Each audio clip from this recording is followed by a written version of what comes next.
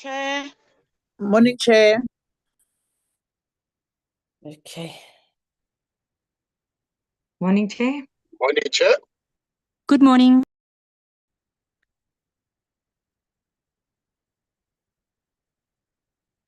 Let me Recording in progress. Let me take this opportunity to greet our Honorable Minister Dalil and our Honorable Deputy Minister Sochu.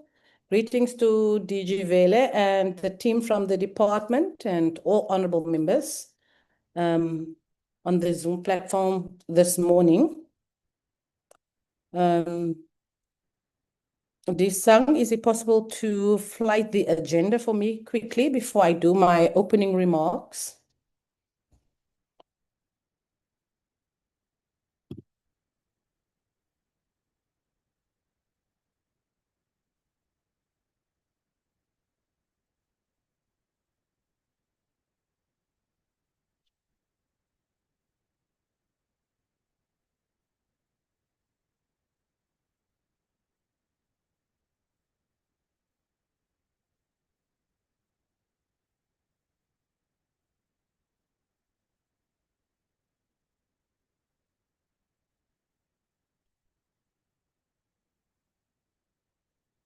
So, honorable members and everyone on the platform, we have the agenda here in front of us.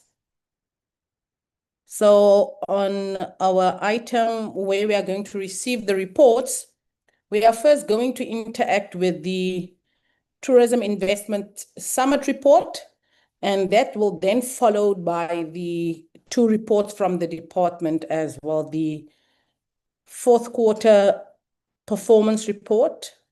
And then lastly, it will be the first quarter performance report. So we'll first receive the investment summit report.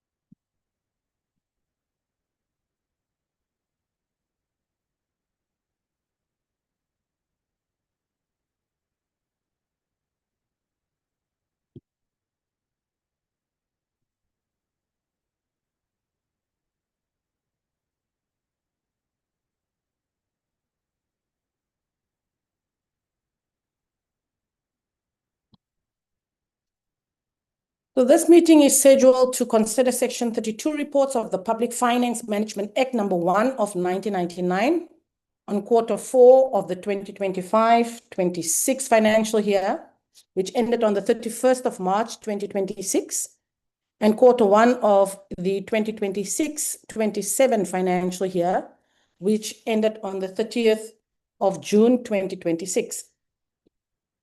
The committee will be considering the financial and non-financial performance of the Department of Tourism on these two quarters.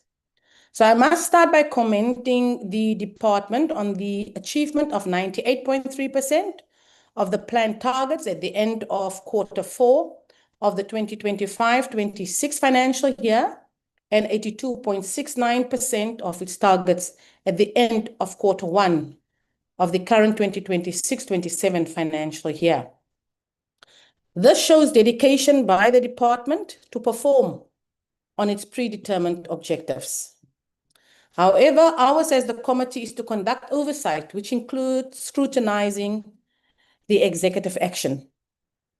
In this regard, I must state some observations with regard to reported performance. Some of these observations are of serious concern, especially around financial performance and impact of the programs and interventions implemented by the department. It is a matter of serious concern that the department has continued on a trajectory of underspending with 38.8 million underspending reported for quarter 4 and 200.9 million underspending reported for quarter 1.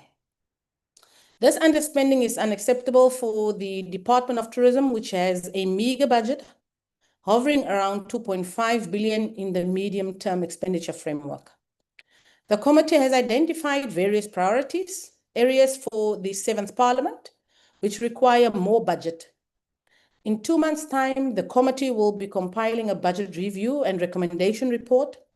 How will the committee continue making recommendations to the Minister of Finance to increase the budget for Vote 38 in the BRRR if the department continues to fail to spend the already small allocated budget? Added to this concern is that the department is also underspending on compensation of employees, as there are vacancies in the department.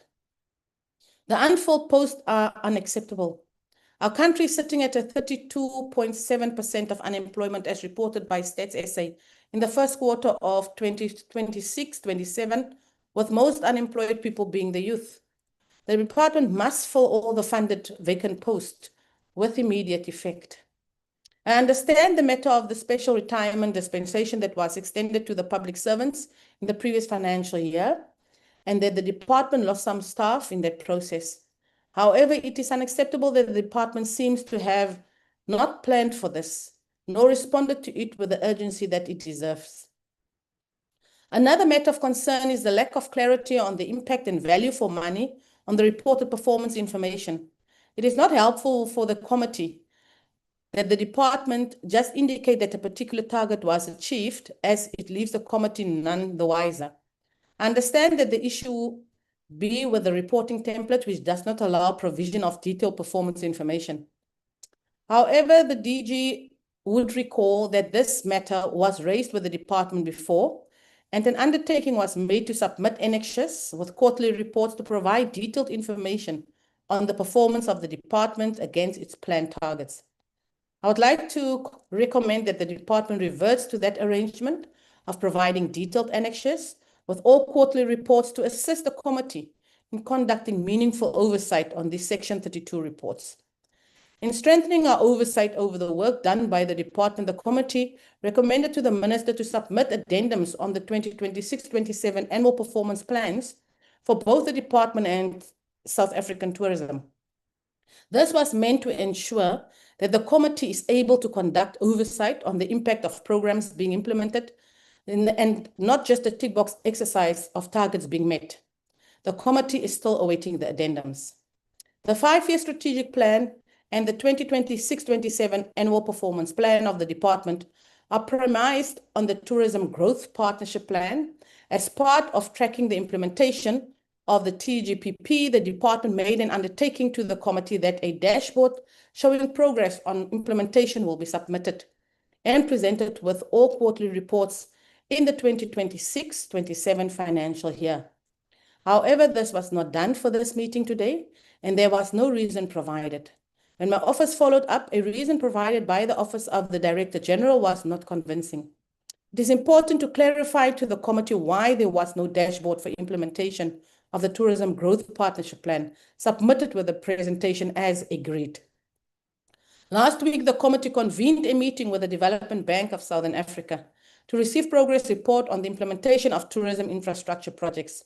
The reports today vindicate the concerns raised by the committee last week, as there has been understanding incurred in the implementation of these infrastructure projects. I would like to reiterate that the strategic decision by the Minister on the implementation of tourism projects is problematic, as it focuses on investment facilitation and the Tourism Investment Summit, and considers the projects that are investment ready. These projects also include a blended finance model, which would mean the communities must have funds to meet the funding requirement for implementing tourism projects. It remains the view of this committee that community-based tourism projects should continue being implemented by the department alongside the investment-ready projects showcased in the Investment Summit. The community-based projects funded by the department serve a pro-poor agenda and the developmental state intervention in the tourism economy. This also helps to facilitate transformation, which is one of our priority areas of the 7th Parliament Portfolio Committee on Tourism. Honourable members, I received a letter from the Minister addressing the concerns that were raised by the committee in the meeting of the 4th last week. The letter was also circulated to committee members for information. It is my humble request that the Minister and the Director General consider the matter of infrastructure projects from view of the committee. We all want the same thing, we only differ on the approach.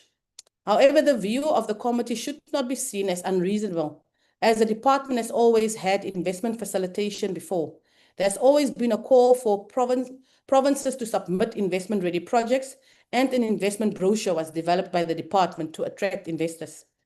I see no reason why the department would not strengthen its investigation, facilitation, and attract investors through the Tourism Investment Summit, whilst continuing funding the pro-poor community-based projects. As a committee, we are looking forward to receive clarity on all these issues so that our oversight is not rendered ineffective. Now, last week, as a member also of the International Relations Portfolio Committee, we had a virtual oversight portfolio committee on the Americas. Now, it included North America, South America, Canada, Cuba, Jamaica, and the Caribbean islands.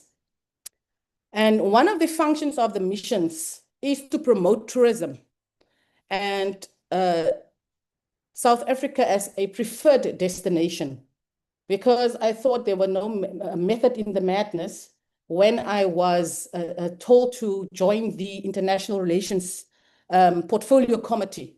But there is a correlation between the International Relations portfolio as well as the tourism portfolio, because these missions, in the main, when they're reported on to the International Relations Committee, was reporting on tourism and what the missions have done and programs that they have implemented to promote South Africa as a tourism destination. However, the Americas only have one office of South African tourism, which is based in New York. And in the main, when the Americas, the North Americas were reporting, as far as Los Angeles, the mission in Los Angeles, they've said that the SAT office in New York do not have sufficient budget. And I've just said that, it means that we need to try and adopt the style of the virtual oversight that the International Relations Committee have done, so that we also get to understand why some of these SAT offices are not properly budgeted for. And why are the missions saying that they do not have a sufficient budget yet?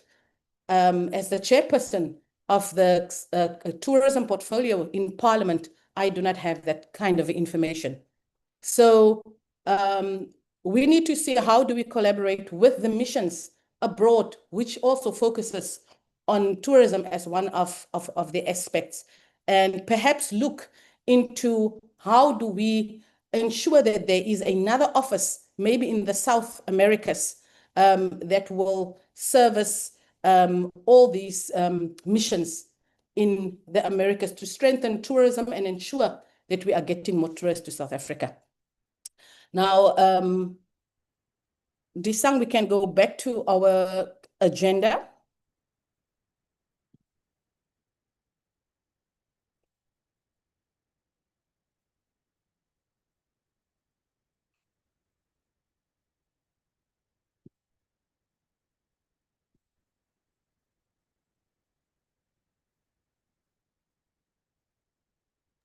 Agenda is right, Chair. Okay, sure. I see it there, Disang. We'll now receive the apologies, which is our next item on the agenda, followed by the delegations who's present in our meeting, and then we'll move then for the adoption of the agenda. You may proceed, Disang. Okay, thank you very much, Chair. Good morning, honorable members, honorable Minister, Deputy Minister, the delegation from the department. Chair, the apology I received is from Honorable Dikale, who is dealing with a problem in his constituency that is affected by the strong winds and electricity challenges. So yes, she has submitted an apology for that, Chair. She won't be able to join. Even herself, she doesn't have access to connectivity. And then from the department chairperson, we have the delegation that is led by the minister and the deputy minister, Honorable Patricia Delili and Honorable Maggie Sochu. And then the delegation from the department is led by the Director General, Mr. Victor Vele, the DDG for Tourism Sector Support Services, Ms. Maritlonki Sitwaba, Ms. Shamila Chatia is the DDG for Destination Development. Ms. Mpobwikanyo is the Acting Director General, Acting DDG for Corporate Management. Ms. Nonkobela Silulwane is the Acting DDG for Tourism Research, Policy and International Relations. And then Ms. Malemane Maponya is a CFO. Dr. Itumeleng Rabotapi is a Chief Director, Strategy Support. And then we've got the support staff, which is Mr. Sibongile Mboto is the head of office in the Deputy Minister's office. And then Mr. Kubos Kutsie is the PLO in the Minister's office. Ms. Judy N. Nikerk is the cabinet and parliamentary support for the minister. Mr. Nhlanhla Xaba is the PLO for the deputy minister. Mr. Thabo Makubedu is the director in the office of the Director General. And Ms. Reshoke Chumoloto is the PLO for the Director General. There's a delegation, Chairperson. Thank you, Disang. We'll now move to the next item on the agenda, which is the adoption of the agenda. Before I've done my opening remarks, I have made an amendment where I've moved the last presentation to be dealt with first, then followed by the fourth quarter report and then the first quarter report. Can we move for the adoption of the agenda with the amendment? May I see a mover, please?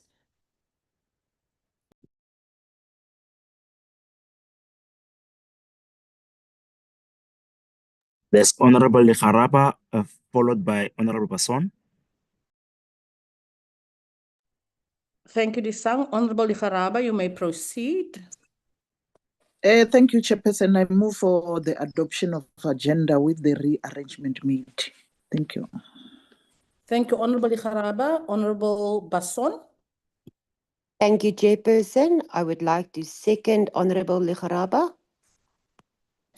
Thank you so much, Honorable Basson. With that said, honorable members, our agenda is duly adopted. We will now receive the presentations in the order that we have adopted the agenda. Let me first give the Minister an opportunity to make some remarks, then followed by the presentations by the department. Honorable Minister, over to you.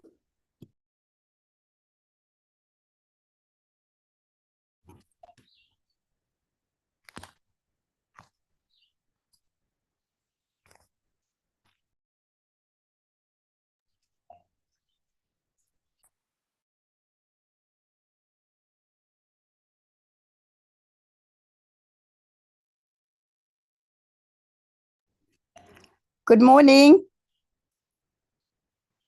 Good morning, Minister. You may proceed.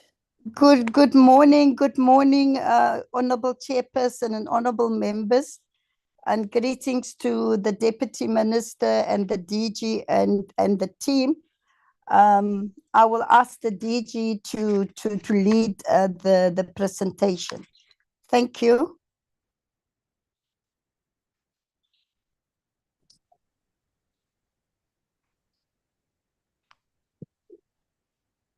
DG, before you proceed, I see on the screen it says the fourth quarter performance report. We've just adopted the agenda for the summit, the investment summit report to run first and then followed by the fourth quarter report and then the first quarter report. May we please proceed in that order as per the adoption of the agenda. Thank you, DG. Thank you, Honorable Chairperson, and good morning to yourself, to the Honorable members, to the Honorable Minister, as well as the Honorable Deputy Minister, and all the colleagues from both the department as well as from the Secretariat on the side of the Portfolio Committee. Honorable Chairperson, we have structured ourselves, given the amount of time that we've got and the number of presentations as follows. The first presentation is going to be done by Dr. Chetia, which is the presentation on the investment facilitation and the investment summit. After that presentation, the two presentations will be done by Dr. Abutapi, who's head of strategy and performance, together with the CFO on the performance on financials. And the DDGs and myself, we will come in terms of providing the necessary clarifications. I do want to apologize, Honorable Chairperson, for the dashboard, which we should have included and we did not include.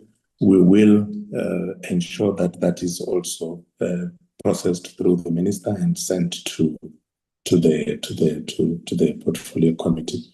But we do want to register our apology in that regard. The presentations, just as a perhaps let me rather allow Dr. Chetia to take us through this particular, to take the members through this particular presentation. Thank you. Shamila.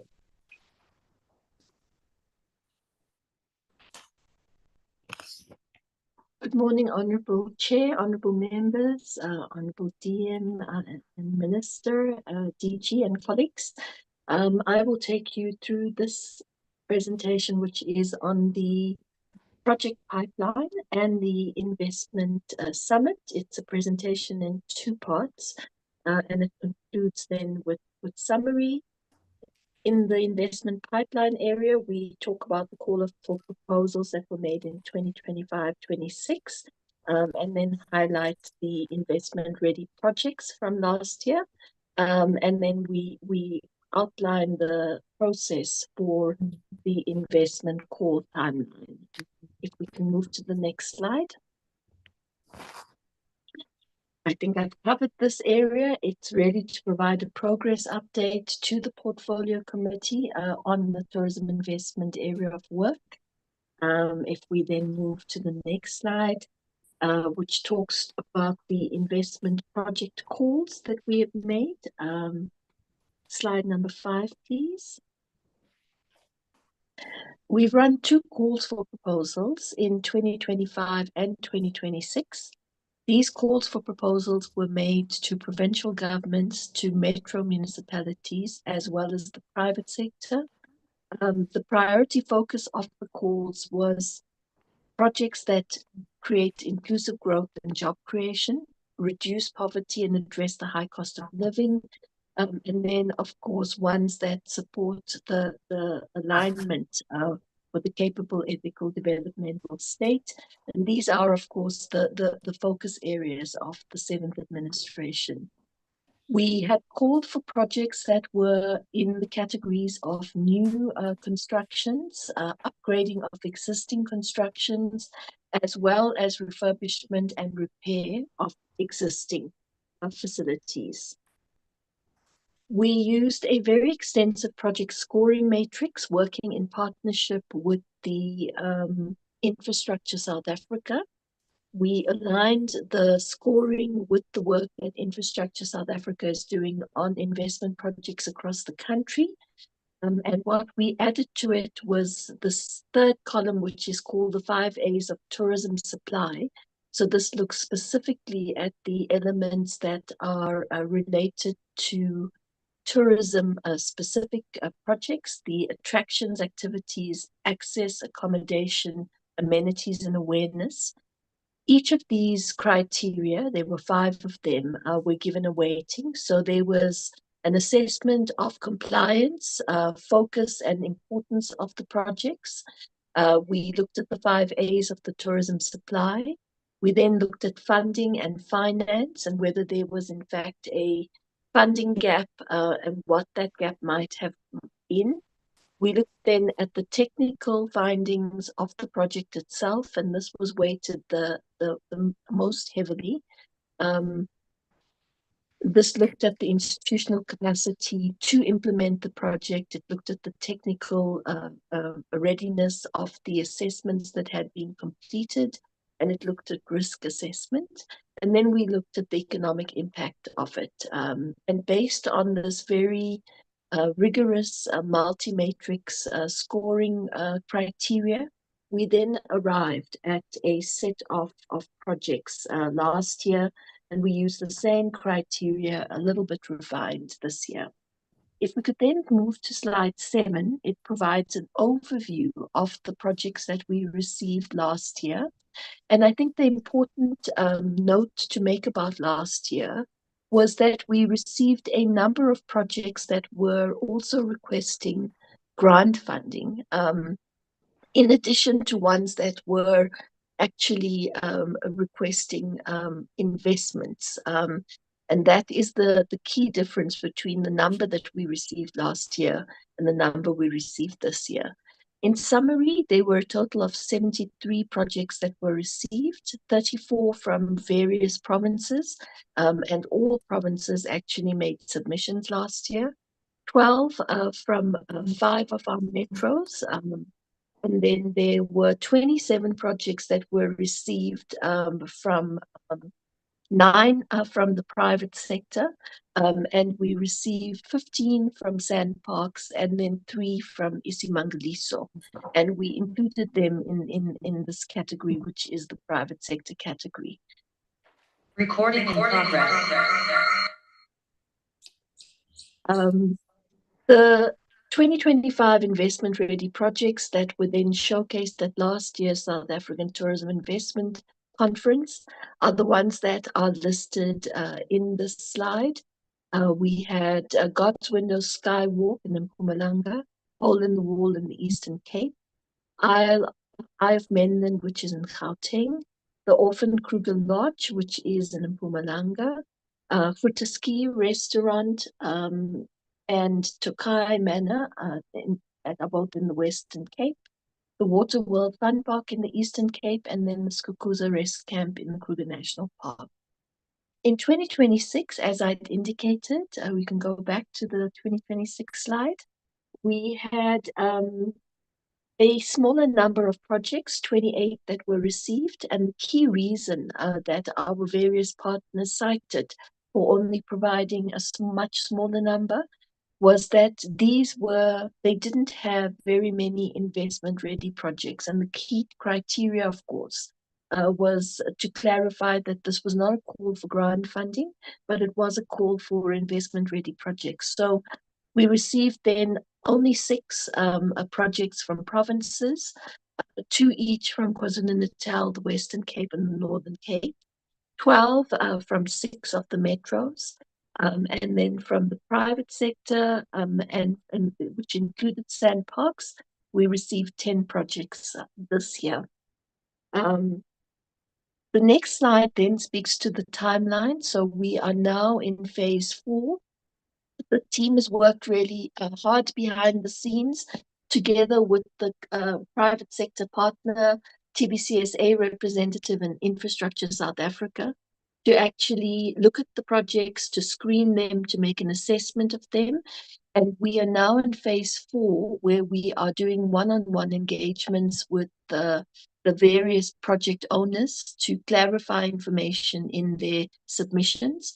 We are also then going to, from this week onwards, look at the material that we need to actually develop the promotional videos and the information booklets for each of these.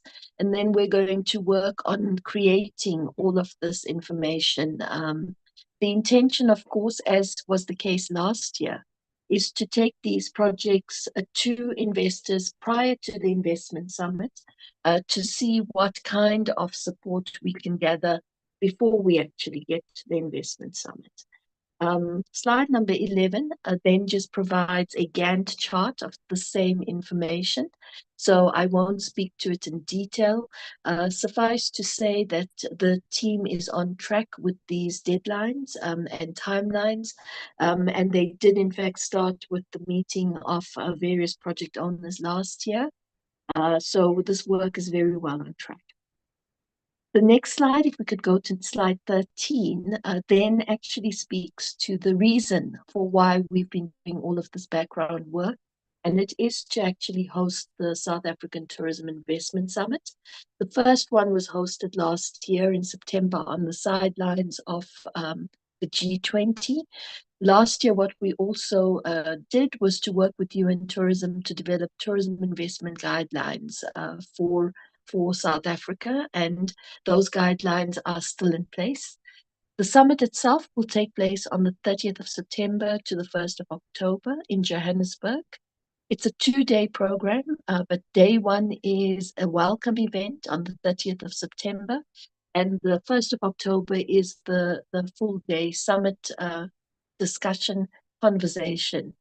What the investment summit really provides is an opportunity for investors, both foreign and domestic, to interact with a wide array of tourism product owners, political principals, development finance institutions in South Africa, and of course, senior government officials. What we have learned from the President's Investment Summit is that investment summits are actually a very useful platform to assess investor appetite for the South African investment projects, and also in generating meaningful leads. And what we've also learned in doing this work is that investors like to have private conversations, which is why we're spending a lot of time talking to them prior to the investment summit.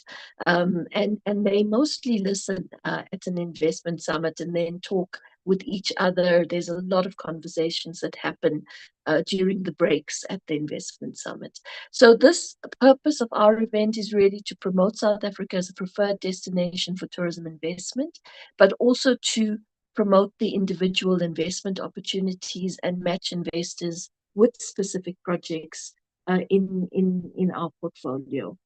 The next slide then just speaks to the various elements of work that we are putting together that look at the procurement elements, the program and the speakers, our logistical arrangements, the marketing and communications work, and of course to leading up to the hosting of the summit and finally doing an outcome report from the summit. And with all of this work, we meet on a weekly basis with our partners to make sure that we are on track. This is the last slide. Thank you very much, honorable members and honorable chair. It is to note the progress on this tourism investment area of work, to actually note the progress we've made on progressing our project call, and also that this event will be held on 30th September to the 1st of October. Thank you very much.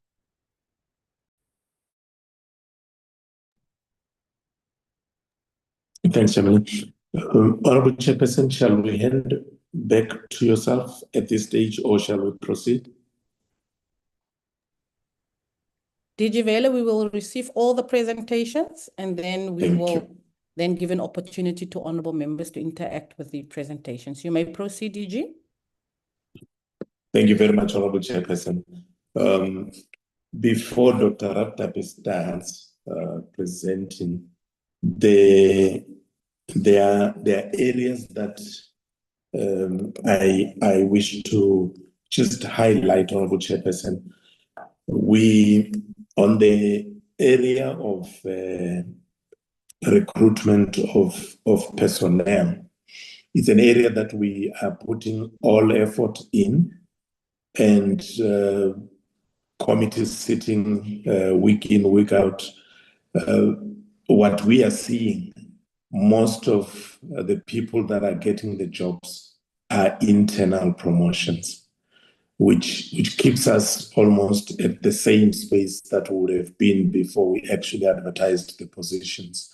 We are also getting a few people that are from outside. There's been a slight movement, I would say, from the previous, from the end of the financial year to where we are now. But the internal factor, and these are people in some instances, Honorable Chairperson and Honorable Members, who would have been acting in the same positions for some time, and would probably have mastered the jobs themselves and understand the nitty-gritties of such jobs and become the best competitors for those jobs. We are happy for them. but it does affect the movement of the budget in that regard. Part of what we are looking into is we will be getting a number of interns that will be coming in that would also move the budget considerably, and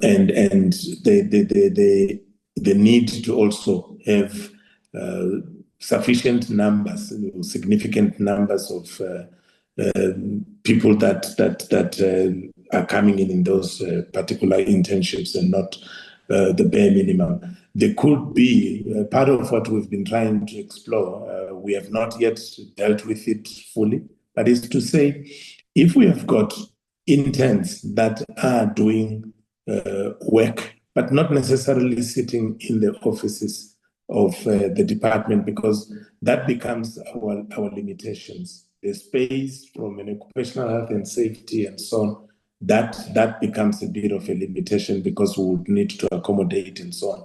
But if they are able to do work, but they are not necessarily sitting in the office, they could be doing work in terms of the different programs that we're running across the different branches. That might also assist us in terms of actually getting to the levels of expenditure that would assist.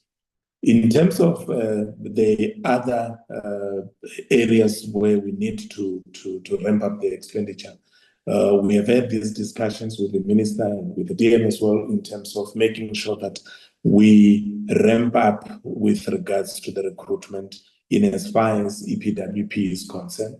And there will be a number of programs that would also come in that regard. But also in the ones that we are already implementing, we would also ramp up the intake with regards to that and make sure that whatever might have been saved in the first quarter, then it would also be able to get to be expended in the remainder of the quarters. We will provide the descriptors, the detailed descriptors with regards to across each branch, with regards to the APP targets and what is behind those targets and what exactly does the particular indicator mean. And we'll do that also with regards to the actual performance that we will be reporting here, so that we are able to complete that particular picture. All of that information will be provided together with the dashboard information as well, Honorable Chairperson. I will hand over to Dr. Wabdapi to take us through the presentation together with the CFO. Thank you.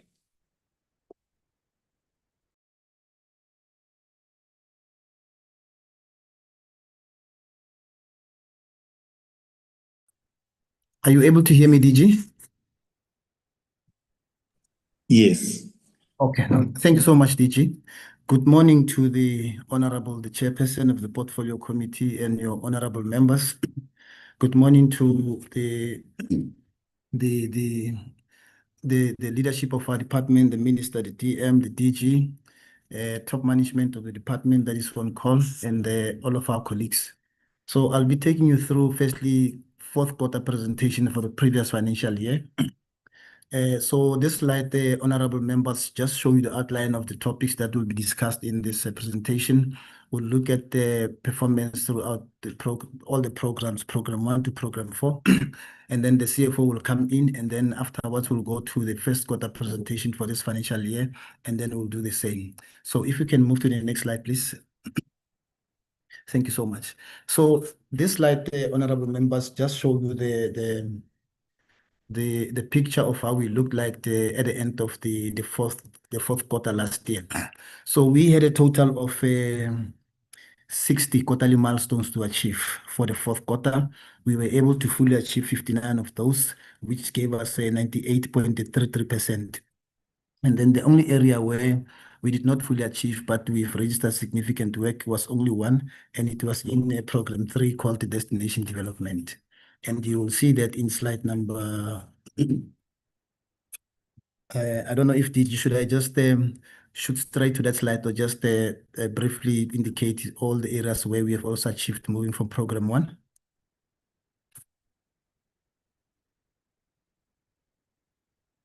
Okay, maybe let's move then to slide number.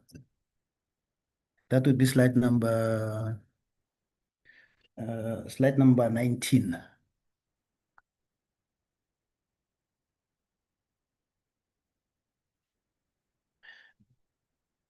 Thank you so much. Yes, this is the slide. So, Honorable Chairperson, honorable members, the only area in the fourth quarter where we did not fully register 100% achievement is on that area in the program 3 destination development. So the fourth quarter target for us was to complete 6 maintenance project sites and hand them over back to the owning entities. So our report to you is that the 9 maintenance projects were completed. However, we were not able to hand back any of those to the owning entities.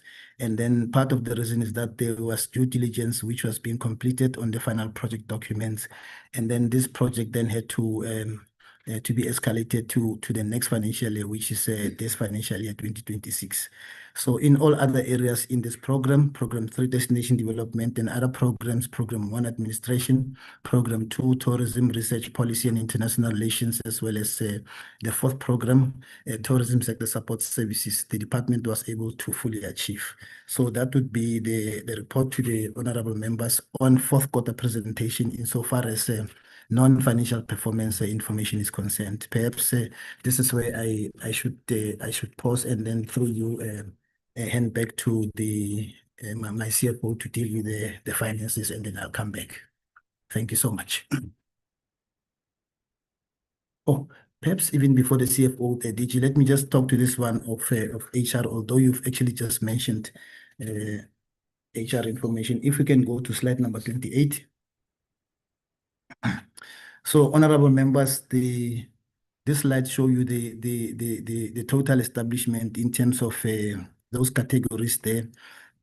You'll see that a lot of colleagues in the department are Africans, who are about 396, constituting about 87.4%. And then the other categories, the coloreds, Indians, and whites, coloreds at 26, Indians at 15, and then whites at 16. So the total establishment is 453. And then you've got about 22%, 22 of 4.9, which is 22 of our colleagues who are persons with disabilities. And then the next slide just gives you the breakdown of these categories in terms of the occupations and the brackets. And then you'll see that the top management, you've got 1 African there, African male, and then 3 African female. And then it goes on like that, just to show you how the establishment is structured in terms of who is in top management, senior management, professionally qualified and experienced persons, and so forth. So this is just the breakdown of how we are structured in the department. And let me throw you, Chair, hand back to the CFO for the financial information. Thank you so much.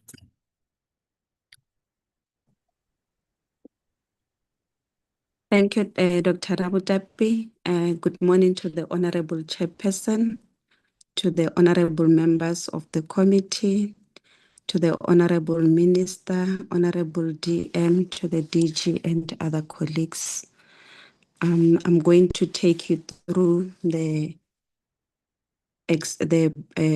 expenditure report of the department as at the end of 31st March 2026.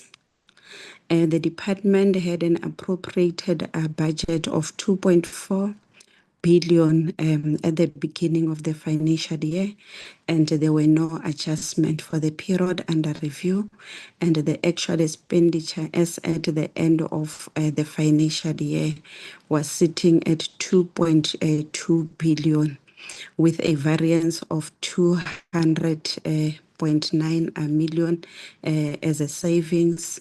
In terms of the percentage, the department was able to achieve 92% of the appropriated budget with an 8% as a variance. For program 1, in terms of the explanation of material variances, the DG has already alluded to the issue of compensation of employees, and that was part of the reasons why the budget could not be fully spent. On program 2, the savings was really mainly due to the UNWTO because of the exchange rates. That's why we had a savings there. On SAT, we exclude SAT normally. Not that we exclude, but we show it differently on program 2 to show that the appropriated budget for SAT was 1.3 billion, and the department was able to transfer the whole budget to the SAT as at the end of the financial year.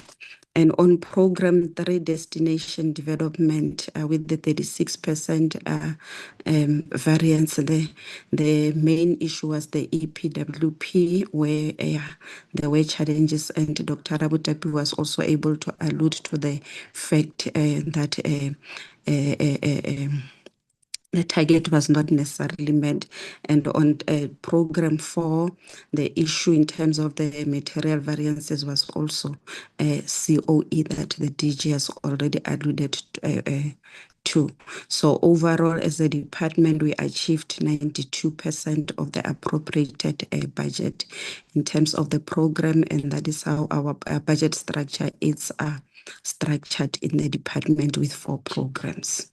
And in terms of the economic classification, it is the same picture, but it is showed differently in that in this slide. You would see that we have different categories in terms of economic classification, and the first one is current payments, is compensation of employees, which we have already alluded to the reasons for the variance. Under goods and services, the variance of 32% that is displayed there is mainly due to the EPWP budget, because it is also included in that budget. Overall, it's the same picture as it was displayed in terms of the programs, even in terms of economic classification. Overall, we achieved 92% as the department. I think I will end it there. Thank you.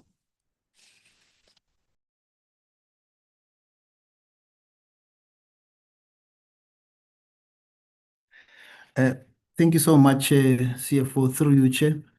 Honorable members of the committee, I now will be taking you through the first quarter performance for the financial year 2026-2027. If we can go to the slide number 4, please. Thank you. On slide number 4, we are showing the honorable members of the committee the overall performance of the department as at the end of the first quarter. So in total for quarter 1, the department had set to achieve 52. We had 52 quarterly milestones to achieve. We have done well in 43 of those, and that is giving us 82.69%. And then the areas where we have registered significant work is there's only 3 areas, and that translates to 5.77%. And then the areas where we have registered we did not fully achieve, where we know that intervention is required. There are just about 5 areas there, and that's giving us a 9.62%. And there's only 1 area where we, as said now, are not able to report because we are still sorting out issues with regard to the data there. I'm sure my DDG Shabila Chete will speak to that. If you can just move to the next slide. Thank you so much. So this is program 1 performance for the first quarter. We are reporting to the committee that we have submitted our financial and non-financial performance information to the AG by the times that are prescribed, and then that target was fully achieved. If we can move to the next one. Thank you so much. So in program 1, the honorable members will notice that there's just about the 2 areas where we did not fully meet the target, but we have registered significant work. The first of those is this target around setting aside, ensuring that we spend about 23% of our budget for the first quarter to projects that are directly related to growth and job creation. So by the end of the first quarter, we were at 21.83% of the budget spent directly related to growth and job creation against the target of 23. So the reasons are actually varied according to different programs. So in program 2, the honorable members will note that we are reporting 2 issues there, procurement challenges related to the development of the Tourism Amendment Bill, as well as the other variance that is attributable to data licenses paid in foreign currency, with the fluctuations in exchange rates not aligning with the amounts estimated for the budget and budgeted for. In program 3, the delays are mainly around the planned travel arrangements, which we were not able to do by the end of the first quarter. And then we are also reporting cancellations or shifting of most of these planned physical sessions with a wide variety of stakeholders, which we couldn't do. And in most instances, at the request of the stakeholders themselves. And then in program 4, in the next slide. In program 4, in the next slide, we are reporting that the part of the reason we did not fully achieve the 23% had to do with some of the matters in program 3. For example, we are reporting that some of the variants had to do with the tourism monitors stemming from slow procurement processes in appointing the service providers. So by the end of the first quarter, we had 4 out of 9 service providers appointed, and then the tender for the 5 remaining is currently underway. So going forward, the programs will then implement a couple of corrective measures to make sure that we realize the target. For program 2, once the terms of reference have been approved, the funds will be utilized accordingly for the development of the Tourism Amendment Bill. And then for program 3, the underspending, which is approximately 4 million, will be spent in the next quarter, which should be in the second quarter.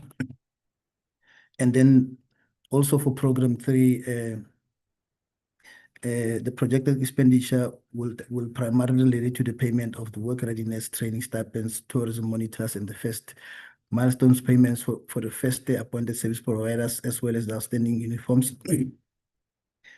So in program 4, we are reporting that which we had to do in the first quarter, which we did not do, will then be able to address in the second quarter. If we can move to the next slide. If we can move to the next slide, please. Thank you so much. So in slide number 10, we are showing the honorable members that for the target that the 40% expenditure achieved on procurement of goods and services for SMMEs, we were able to overachieve here. We recorded 78.18% expenditure on procurement of goods and services from SMMEs against the target of 40%. So it was a 38.18% overachievement. So the target reported in line with the TID. The qualifying small enterprises and emerging qualifying enterprises were then preferred by the application of supply chain management policy on historically disadvantaged individuals' specific goal scoring. That's why we were able to overachieve there.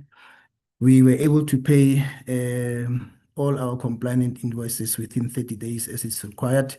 The other target where we have registered overachievement relates to 40% procurement spent from compliant women-owned businesses.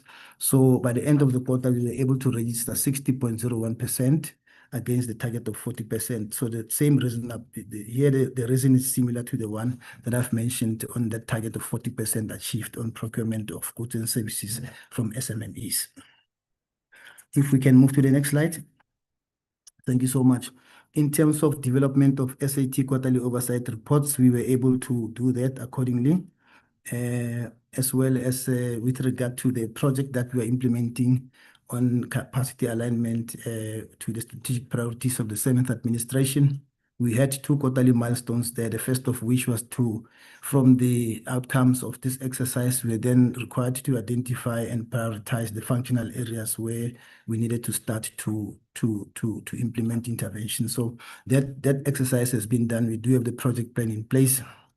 And then in terms of the HR implementation plan of the HR 100% thereof, the department can report that we were able to do that according to the target. And then if we can move to the next slide, slide number 12. Thank you. So on the vacancy rate, my DG has already spoken about the the matters related to HR. So I can only report that by the end of the quarter, we were at 11.7% against the target of 7.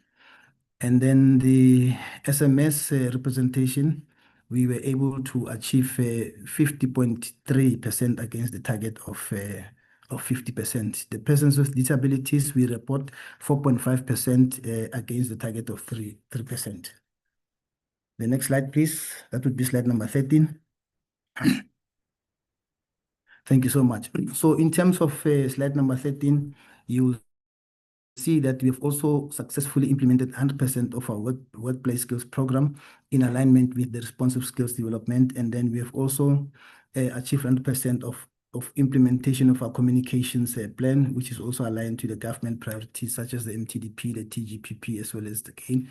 And then 20% of our internal audit plan was actually implemented. If we can move to the next program, which would be program 2. Oh, my apologies. Oh, sorry. Let's go back to the last slide. My apologies, Chair. So here, there's also another project that we're implementing as a department. This one has got to do with us implementing 4 of our prioritized digital transformation projects.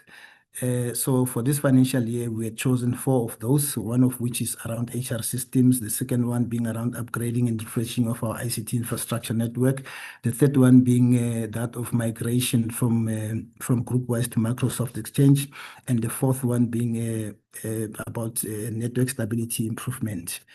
And then here, in terms of the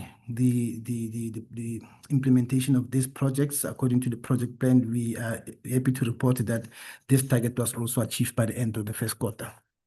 If we can move to program 2.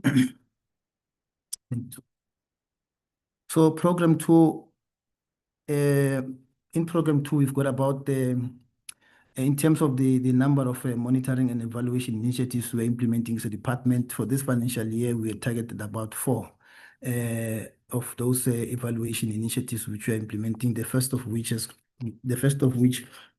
relates to monitoring a report on the implementation of these international MOUs.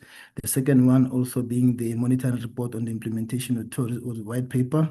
The third one being development of the progress report on the 2025-2026 National Tourism Statistics Plan.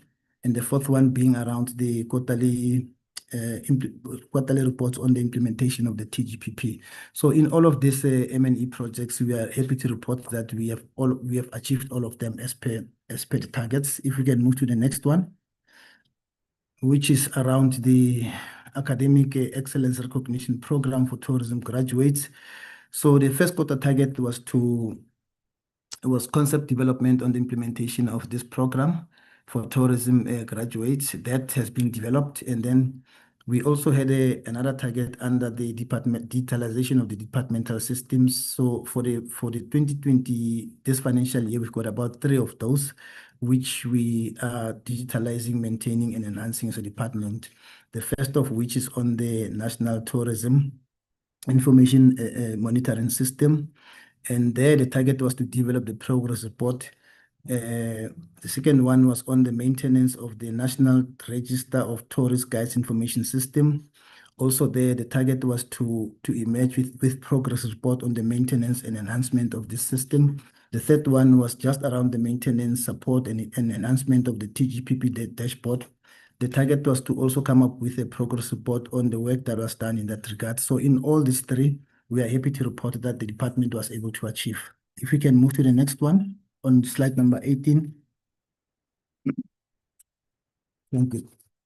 On slide number 18, we had a target to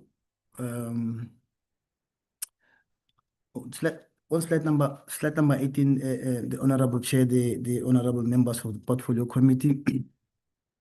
Yeah. So our target was to emerge with a quarterly report on the implementation of the TGPP, ease of initiatives, access initiatives, the visa and the visa reforms in the tourism transport. The department has also been able to generate this report by the end of the first quarter. On the short-term rental code of good practice development, so the target there was to gazette for public comments the short-term rental code of good practice. We are happy to report that this was achieved. If we can move to the next one. That would be slide number 19. So one area where we did not fully achieve in the first quarter in program 2 relates to the draft amendment bill, development of the draft amendment bill. So this target was not fully achieved, but the work which the department was able to do during the quarter to support the development of the bill includes, as we stated there, overseeing and monitoring the development of the tourism amendment bill, to provide strategic guidance on potential challenges. The internal review committee has also been established. It's chaired by the DG, and it includes technical experts from the department. So some of the work that was done by the department include ensuring participation in the legislative review process and alignment of legislation across the spheres of government. SA Tourism and provincial departments responsible for tourism were informed through the formal letters issued by the DG and the minister respectively.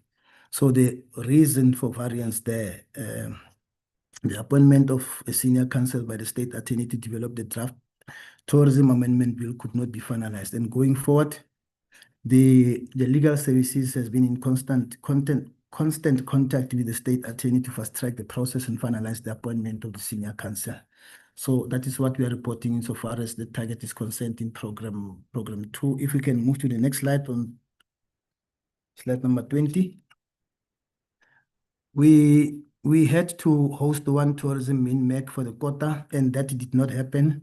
And the reason for variance, or the reason why that did not happen, had to do with a lack of quorum to convene that meeting. But there's work which had already been done by the department, which includes, as we are indicating there, the agenda items that were tabled at MIPTEC, which was held on the 8th of June 2026, which included implementation of route marketing plan by SA Tourism, implementation of electronic travel authorization system, ETA, in the short-term rental. So the feedback received from MIPTEC emphasized that the importance of continued understanding and coordination is required on the phased rollout of the ETA system and its implication on tourism flows. So if you can move to the next slide. Slide number 21. Thank you so much. So for the annual target, 2 outreach programs to prioritize the markets undertaken for the first quarter, we did not have a target there, so there's nothing to report.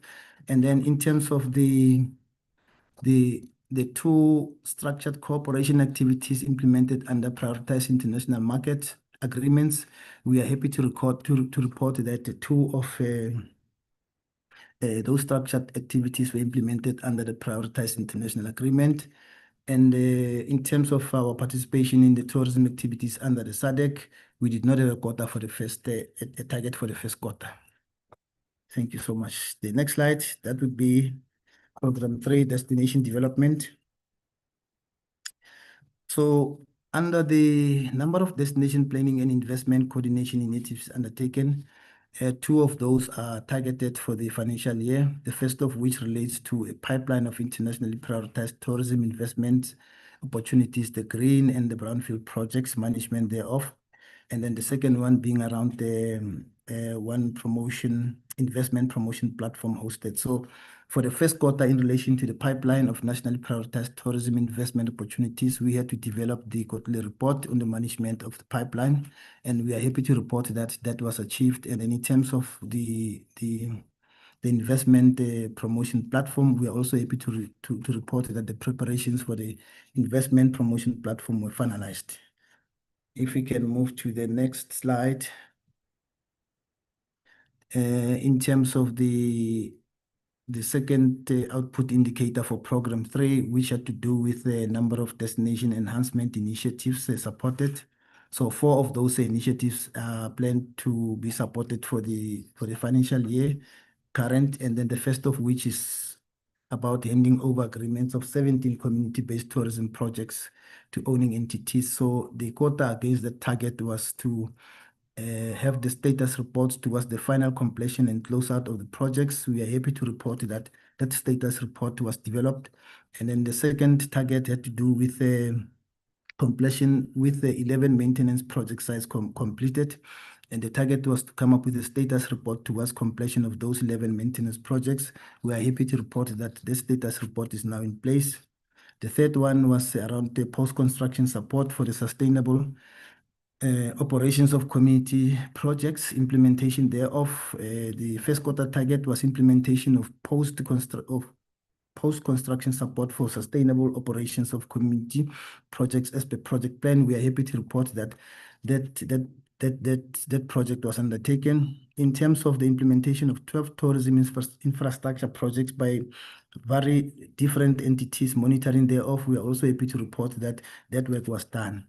And then Chairperson of the Portfolio Committee, Honorable and the Honorable Members, there is also another target, which is the last one in destination development, which is about the creation of work opportunities. The first quarter target was 2,176 work opportunities created. I would then leave this one to my DDG, Dr. Chet here to speak on it. And then if we can go to the last program before I hand over to the CFO. This is the progress we are reporting under Program 4 of the department, which is called the Tourism Sector Support Services, led by DDG Setwaba. So the first indicator in this program had to do with the number of incentives implemented to support tourism SMMEs. So for this financial year, the department had targeted 3 incentive programs to be implemented to stimulate inclusive growth and job creation. And then these are all around the tourism incentive program. So in terms of the first annual target, the department is committed to 285 enterprises approved for the support in 3 incentive programs. These incentive programs are the Green Tourism Incentive Program, the Tourism Transformation Fund, as well as the Market Access Support Program. So you'll see the numbers there. For the GTIP, it's 95, for the TTF is 10, and then for the Market Access Support Program, it's 180. So in terms of the first quarter target against the GTIP, the department had committed to emerging with a progress report on the implementation of the TGPP, and the same applies to the TTF as well as the MASP. So we are happy to report that those progress reports on the implementation of these programs, the GTIP, TTF, and MASP, were developed and are in place. If we can move to the next slide. Thank you so much. So this one, honorable members of the committee, has got to do firstly with the program that we are running in the department, which is called the Tourism Monitors Program, training and placement thereof to enhance visitor service and experience. So for the fourth quarter, the department had committed to training and placing 800 of these tourism monitors. And then we are happy to report that we have achieved 1,059 tourism monitors. Their placement, they were actually trained, and 449 were placed at Border Management Authority and Sun Parks. So this is the progress that we are reporting. And the reason for variance, additional learners were recruited during the first quarter of the program to mitigate against the risk of the dropouts, and then full placement was not possible in the absence of the service provider. And then the corrective measures learners have since been handed over to the service providers who are tasked to facilitate the full placement. In terms of the third target there, which is around the 12 tourism sessions implemented in collaboration with the BMA and AXA. The target was to update for the first quarter, to update the training program for the sessions on visitor experience enhancement. So the department is able to report that against that target, the training program for the sessions on visitor experience was updated, and 1 session was actually conducted. And then if we can move to the next one. On slide number 29, thank you so much. So this is now the work which we have done as a department around the demand-led skills development initiatives we are implementing across the sector to create jobs and work opportunities. So we've got 9 of those ones, and then the first one has got to do with a program we are running, which is called the Resource Efficiency Cleaner Production. So for the first quarter, the 20 students were to be recruited for training in the program. We are reporting to the committee that this target was not achieved, so we could not recruit 20 for training in the RTCP program. But we are also able to report that the work which was done included drafting the memorandum of understanding and advert, and then funding for the implementation of the program secured for the GTIP. The reason for variance recruitment was dependent on completion of the MOA, and then the signing was delayed due to a number of layers of management that it had to go through between the two organizations. So going forward, the advert is ready, the MOA is done, initiated for approval, and it is vetted by the legal services. So it is anticipated that this work will be finalized in the second quarter. If we can move to the next slide. One of these programs under the demand-led skills development initiatives, Honorable Chair and Honorable Members, has to do with training of youth in customer services and integrated service excellence program, which is implemented with the host employers. So the target against this, the quarterly target against this work related to training 100 youth in customer service and integrated service excellence program implementation thereof. So this one was partially achieved.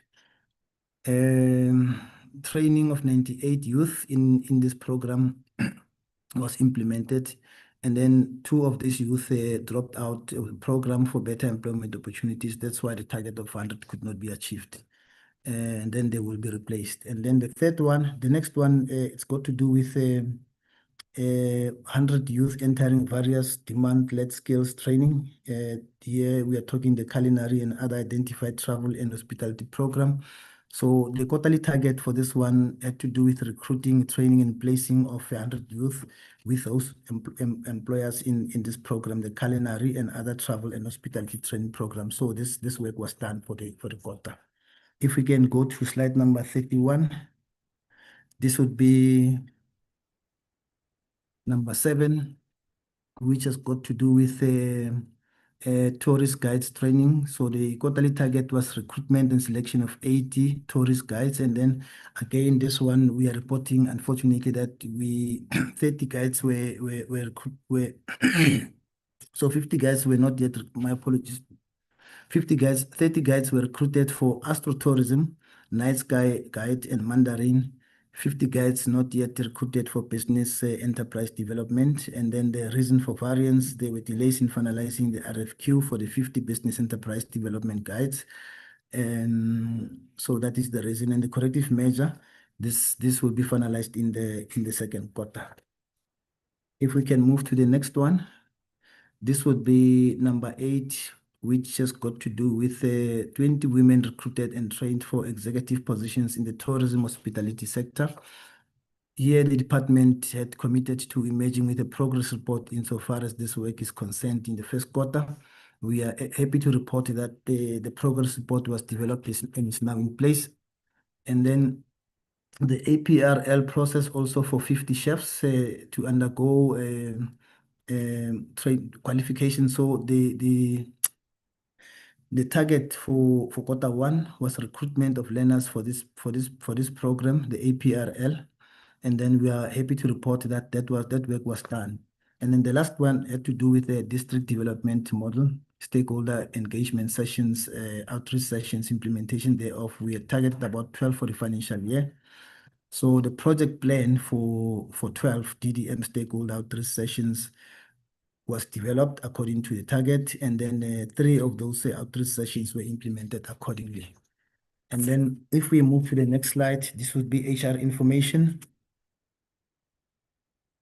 Again, Honorable Chair, Honorable members of the committee, the leadership of the department, the Minister, the DM, DDGs that are on call here with us, we are reporting to you that the total establishment, as you can see there, is 447. And then the breakdown, you can see 392 Africans, coloreds 25, and then 15 Asians and 15 whites with persons with disabilities at 20%, who are about 4.5 of the entire percentage. 87.7 is Africans, 5.6 coloreds, 3.4 Asians, 3.4 whites. So I think that's where I will have to request to leave it. This slide just gives the breakdown of, as I said, in terms of those categories there, top management, senior management, and so on. Thank you so much, CFO. Thank you, Dr. Rabutapi. Yes, I will present the Q1 expenditure report as at the 30th of June 2026. The budget allocated for administration in total is 392 million. In terms of the actual expenditure, 96,000 was spent for the quarter under review, with which indicates that we have 96 million. Sorry, CFO. 96 million. My apologies, 96 million, and which represents 25% of the allocated budget spent for the quarter under review, with a variance of 1%, and the bulk of the under expenditure is in COE, and I think we have already provided reasons for under expenditure on COE. On program 2, we have projected at program 2 excluding South African tourism. With a program 2, the appropriated budget there is 99 million. And in terms of the actual expenditure percentage, 23%, it's spent with a variance of 3%. The reason was also alluded to Dr. Rabutapi when he was presenting the performance, which has to do with the development of the Tourism Amendment Bill, as well as COE as reasons for under expenditure. South African tourism, the appropriated budget is 1.2 billion as at the end of the quarter. The first quarter, 511 million was transferred, which represent 40% of the allocated budget. And in terms of what was planned for the whole tranche was transferred as planned. On destination development, 420 million is appropriated, and the actual expenditure in terms of the percentage is 10%, with a variance of 1% there. And the last program, which is tourism sector support services, 350 million was appropriated, and in terms of the percentage spent, 9% was spent, with a variance of 8%, which was not spent due to some of the programs that are not yet implemented, but a significant work has been done, and they will catch up in program 2. Overall, as the department, 2.5 billion a budget was appropriated for the current financial year, and the total expenditure is 704 million, with an overall percentage of 27.7% are spent for Q1, with a variance of 1.5%. And in terms of economic classification, compensation of employees, 23% was spent, and 2% is a variance, and we have already provided reasons for under expenditure on compensation of employees. On goods and services, 15% was spent, and 5% is a variance which is not yet spent, and we do have catch-up plans so that we are providing every month with regard to areas where we have not yet spent in terms of the projections. So overall, as I said, the department achieved 27.7%. I will leave it there. Thank you. Thank you, Honorable Chairperson. Just 2-3 things that I thought might need to be amplified. We, for some time, had experienced challenges when it comes to supply chain management. And our observation is that, one, we are also getting some challenges with people not wanting to participate in these processes. So when you have to set up the specification committees, particularly in the bid evaluation committees, there is reluctance for people to participate, and it's because whatever comes out of those committees, and ultimately also with the bid adjudication committee, if things don't go the way that they are actually supposed to, there are implications for those that participate in those processes. So we are putting some reforms in the part of what we had actually done, which we realized needed some attention. We over-segregated, so you would have the specification committee, then you would have the evaluation committee, all these being different committees, and of course you would have a standing adjudication committee. But when it comes to the evaluation committee, you then find that the evaluation committee members, having not served in the specification committee, seem to have a little bit of a gap in terms of the things that informed those specifications vis-a-vis the people that are actually coming into interfacing with that particular work at that particular point in time. So we have introduced some sort of reforms there to make sure that there's a smoother process with regards to that. We also, and that basically making sure that we do minimum segregation instead of over segregating these responsibilities. The other aspect that we are also looking at dealing with is to make sure that there is proper training for all the people that serve on these committees and identification of people that would largely be considered as people that are experts, that even though they're in line function, they'll be considered to be experts in this so that they would be able to assist us more with regards to processing most of these things faster. In terms of the EPWP, the last report that I received, albeit that it would still have to go through internal processes of auditing and so on, of the 2,160 jobs, the report that I had received was 2,171 jobs, which was basically 11 jobs more than what was originally targeted for. Now, that would still have to go through the various processes.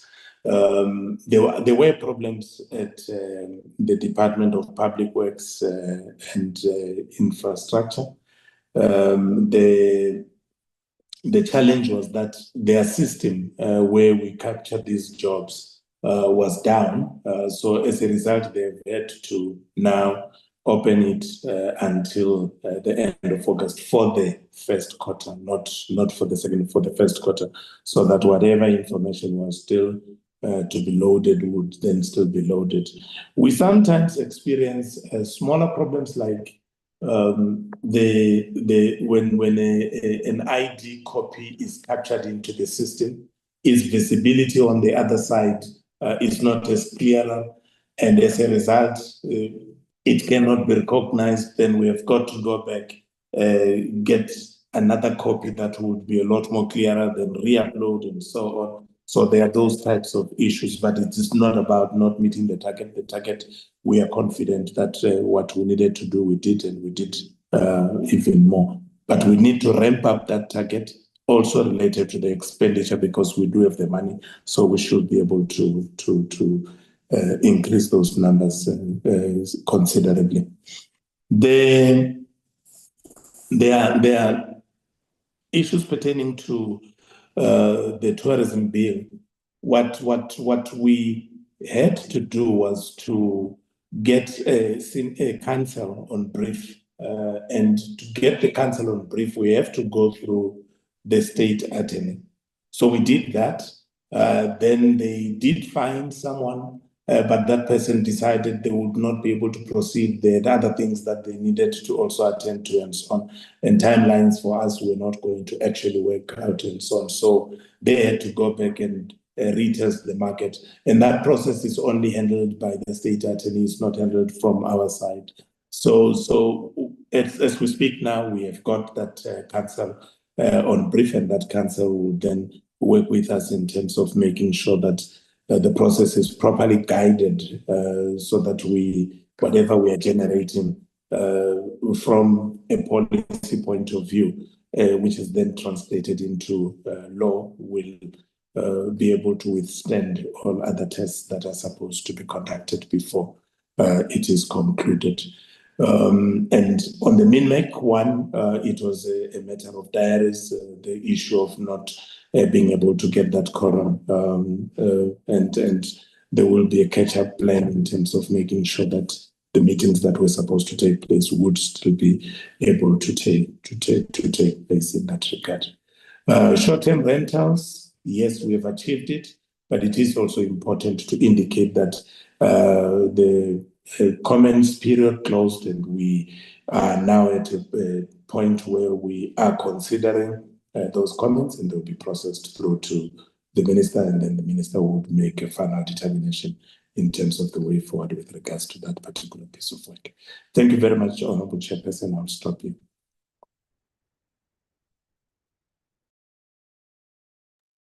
Thank you, DG Vele and the team for your presentations this morning. I'll now give to honorable members an opportunity to interact with all of the presentations. I'll give you, as per normal, I'll give you 2 minutes extra because we received 3 presentations today. So may I see hands, honorable members?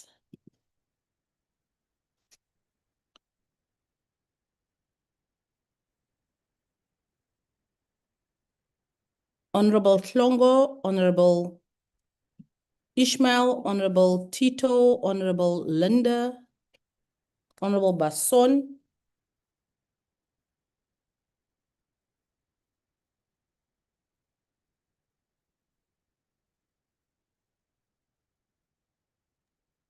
Honorable Lesharaba and Honorable Tlong. okay, Honorable Likharaba, Honorable Tlong,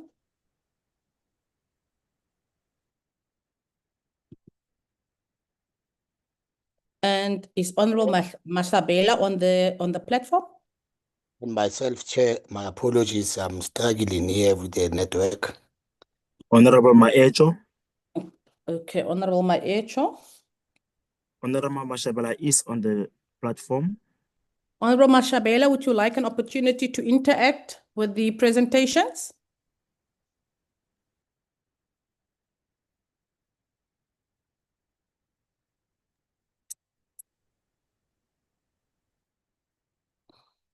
I think due to the adverse weather conditions, I think our honorable members that are in Limpopo province are affected, because I can't hear anything from Honorable Masabela. Yes, there is a message that said she's got network challenges, Chair. I thought as much. Okay, I will call her last again after the round of hands. If she has managed at that time to sort out her connectivity issues. Honorable Hlongo, proceeded by Honorable Ishmael, then followed by Honorable Tito, followed by Honorable Linda, followed by Honorable Basson. Then after Honorable Basson is Honorable Likharaba, followed by Honorable Tlong, then followed by Honorable Maecho, and then Honorable Mashabela. Is there anyone from the MKP here? Because we did not receive apologies. Yes, Chair, I'm covered, thank you. Are you covered, Yes. Uncle Roy? Okay. Yes, Uncle Roy thank is you. covered. Honorable Buthelezi? Greetings, Chair. Greetings, everyone. I am covered, Chair. Thank you. Okay, thank you, Honorable Buthelezi. Honorable Hlongo, you may proceed. Thank you very much, Chairperson.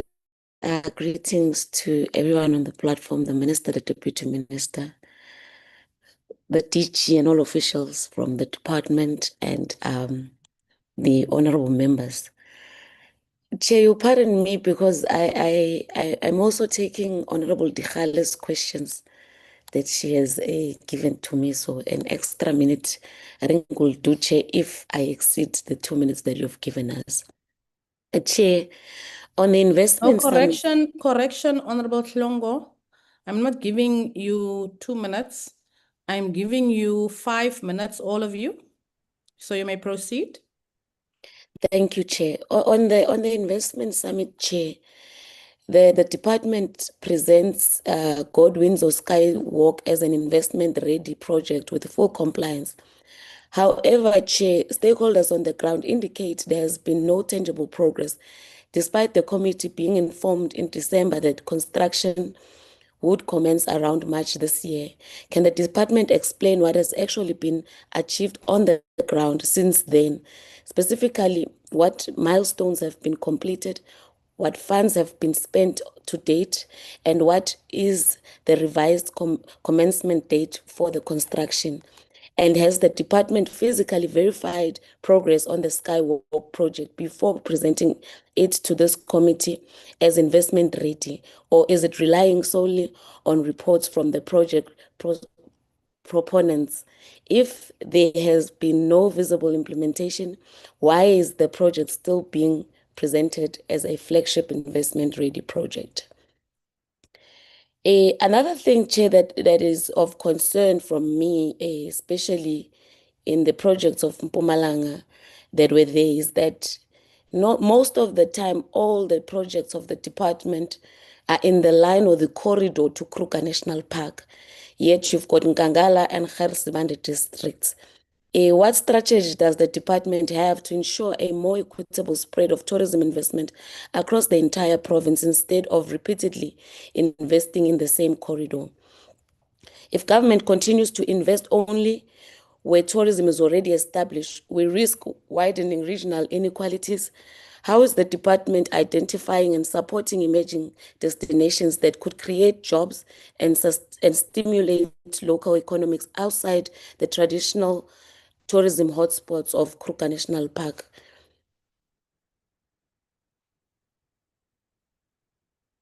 And then, Chair,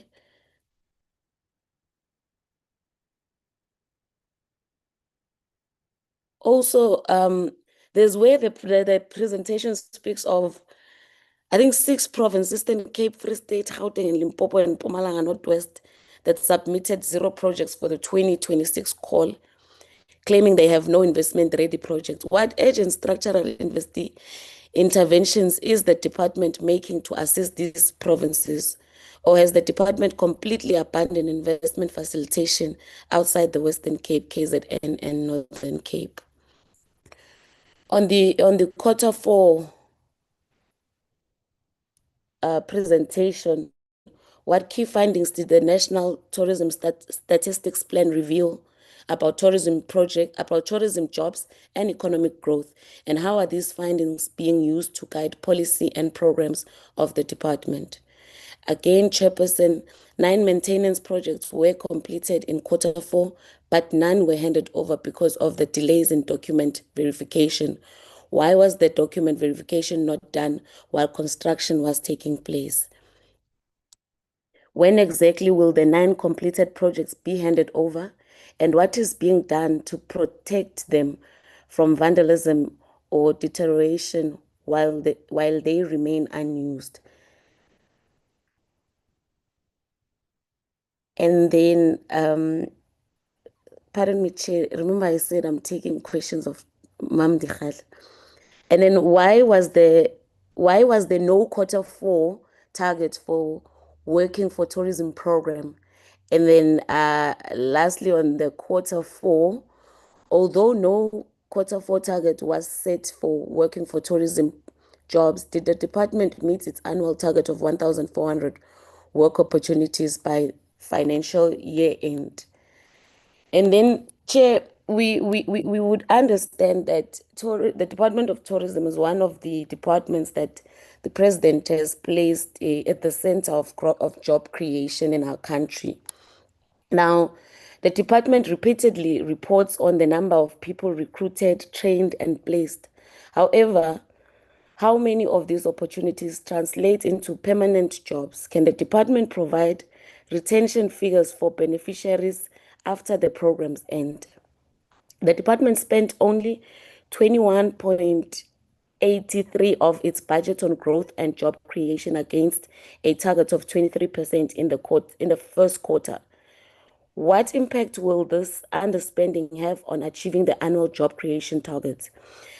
And can the department provide a provincial and district breakdown of all jobs and work opportunities created so that Parliament can assess whether these opportunities are reaching rural and underserved communities? On the EPWP working for tourism, the department has a quarterly target of creating 2,160 work opportunities through the Working for Tourism program. Yet the report states that progress was not yet available. Why is the department unable to account for such a key indicator at the end of the first quarter? The report also attributes delays to projects not yet commencing.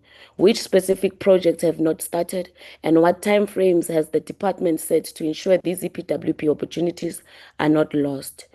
And how many EPWP beneficiaries from previous financial years have transitioned into permanent employment or started sustainable tourism enterprises after completing the programs?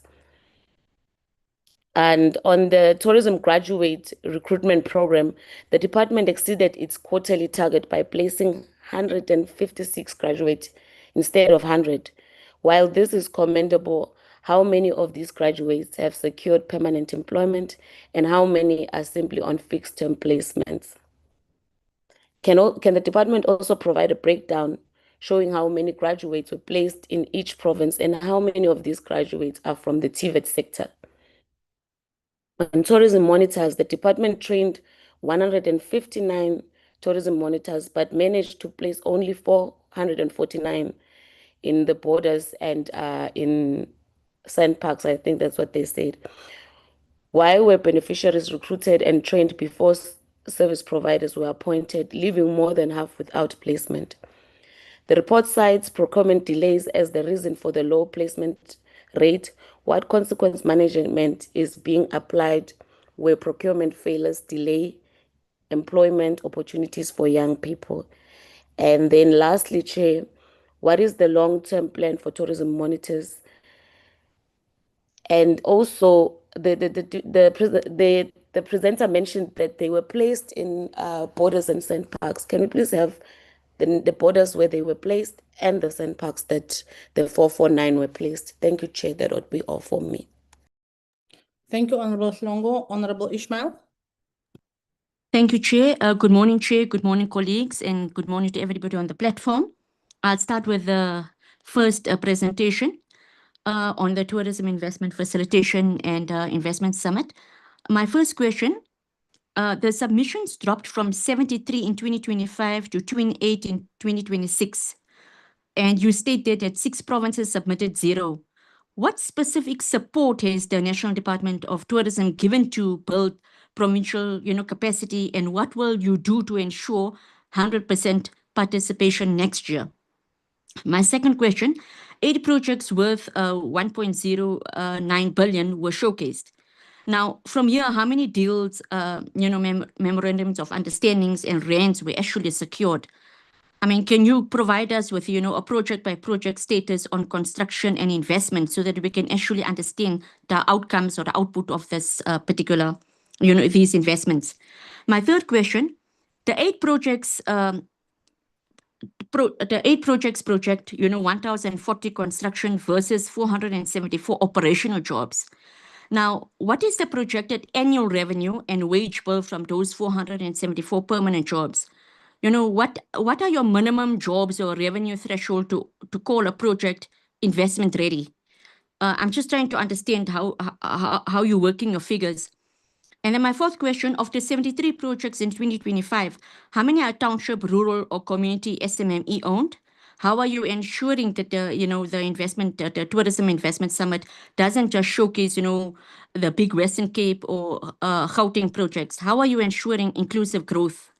And then technical due diligence is 9 days and video production 3 weeks before the SA Tourism Investment Summit.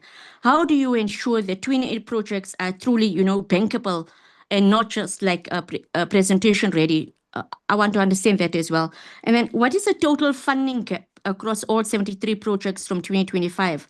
How much is expected from private sector versus the fiscus? And who is responsible for closing it? The reason I'm asking is because I just want to know when it comes from the oversight perspective. And then what is the total budget for the Tourism Investment Summit 2026?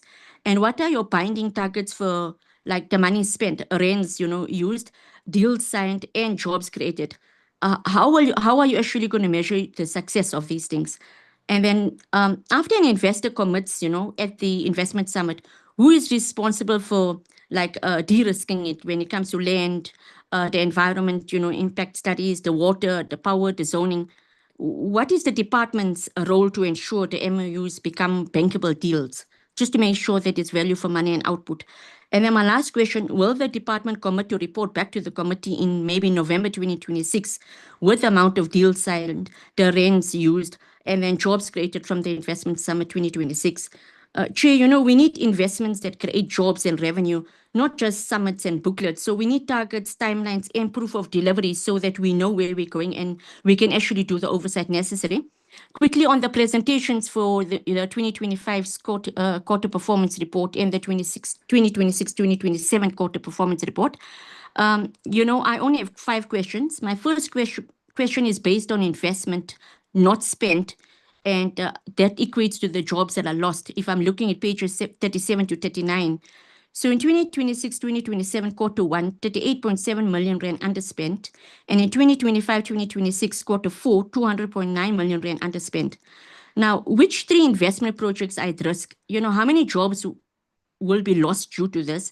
And what is your turnaround time? I mean, is there a recovery, maybe a 60-day plan, recovery plan, nearly to basically, and what I'm trying to say is, what is your 60-day plan to recover nearly 240 million rand into job creating projects? Because surely what is now not done or not spent adequately we must look at that so that we're actually spending properly and getting the amount of jobs that we require.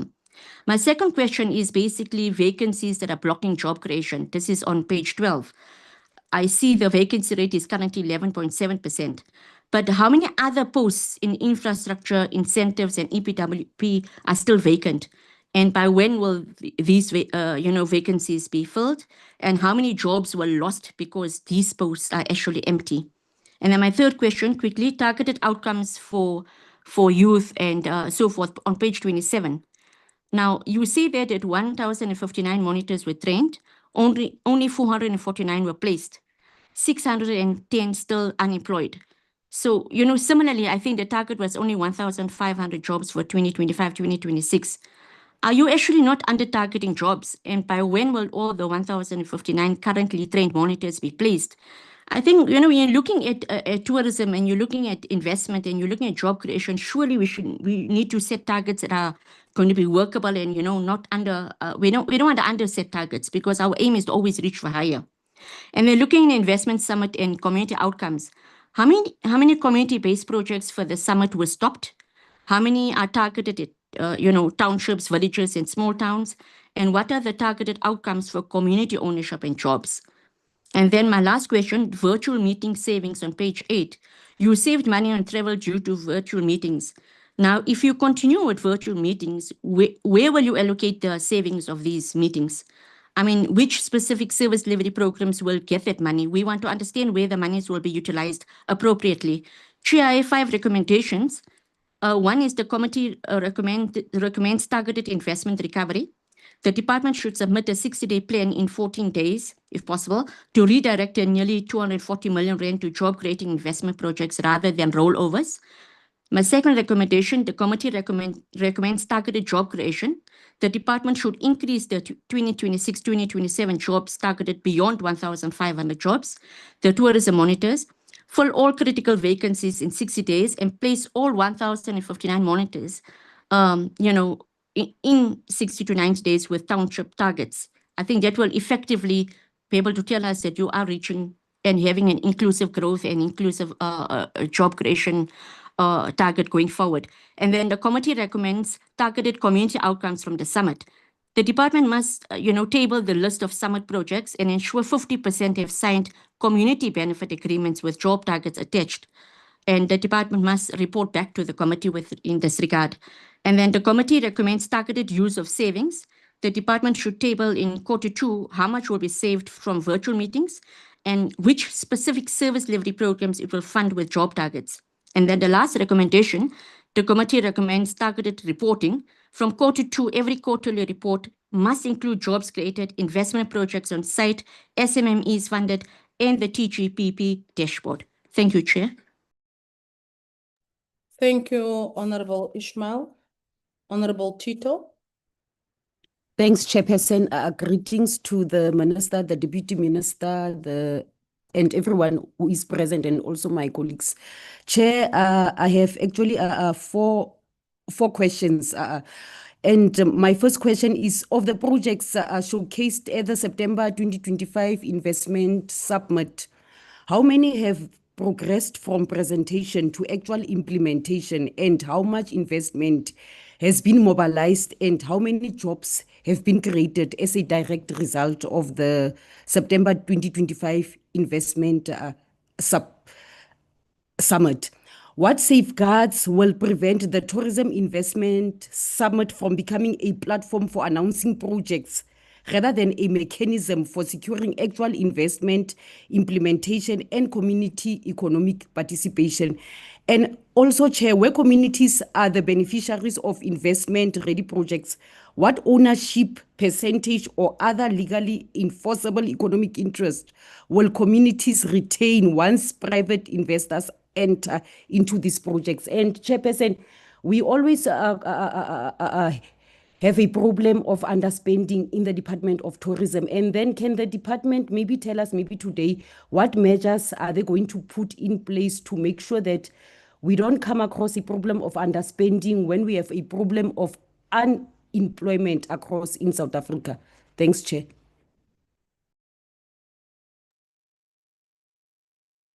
Thank you, Honorable Tito. Honorable Linda. Chairperson, good morning. Colleagues on the platform, good morning.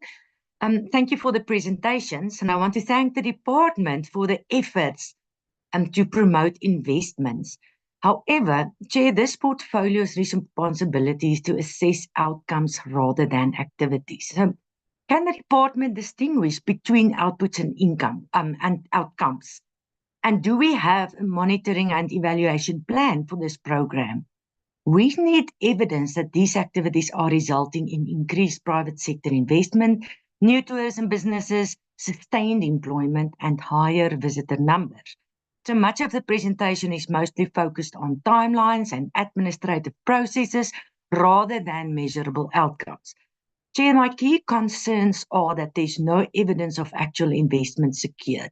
So how many real investment agreements were concluded after the 2025 summit? The value of the investment actually secured, which projects have reached financial close, and which projects have commenced construction. Without these figures, we cannot determine whether SARTIS is really delivering value for money. Secondly, Chair, the extreme low 2026 submissions. Provinces submitted no projections. 2 metropolitan municipalities didn't even submit anything. So we need, this is either weak provincial capacity or poor stakeholder engagement or ineffective project development programs. So that is a concern. Chair, another concern is, although government consistently speak about transformation, this presentation has no information on women-owned enterprises, youth participation, rural and agritourism, tourism in townships, and SMME participation. So there's no indication who actually benefits from these investments. Chair, furthermore, there's also no evidence that previous showcase projects progressed. 8 projects were showcased in 2025. However, there's no update on the construction progress, investment secured, the jobs created, completion dates, and operational status. Chair, the scoring matrix is presented, but there's no explanation of who evaluates the projects, whether the independent experts are used, how conflicts of interest are managed, whether unsuccessful applicants really did receive their feedback, and whether scores are published. Where's the investment return analysis The presentation requests that we note progress, but provides no indication of the cost of hosting SARTers, expected economic return, investor conversion rates, the tourism revenue generated, and the cost-benefit analysis. So, Chairperson, I am concerned that we are being asked to measure success by the number of projects identified and investor leads generated, rather than by what ultimately happens on the ground. An investment lead is not an investment. An investment-ready project is not a completed project, and a signed agreement is not necessarily a job. We need a clear investment pipeline with measurable milestones from project identification through to financial close, construction, operation, and job creation. We should be given that evidence before we can conclude that SARTers is delivering meaningful economic value. So, Chairperson, with our time constraints, I am going to make a few recommendations on this report, and I will, with your permission, put it into our chat group. But we need that tourism investment dashboard. We need a project preparation support program that assists the provinces and municipalities to develop tourism projects, etc. So if I will put this into the chat, Chair, just to save our time. Chair, and then on the financial and non-financial performance reports. Vacancies, department cannot get it right. We actually contribute to the unemployment rate in South Africa. Many qualified people are without jobs.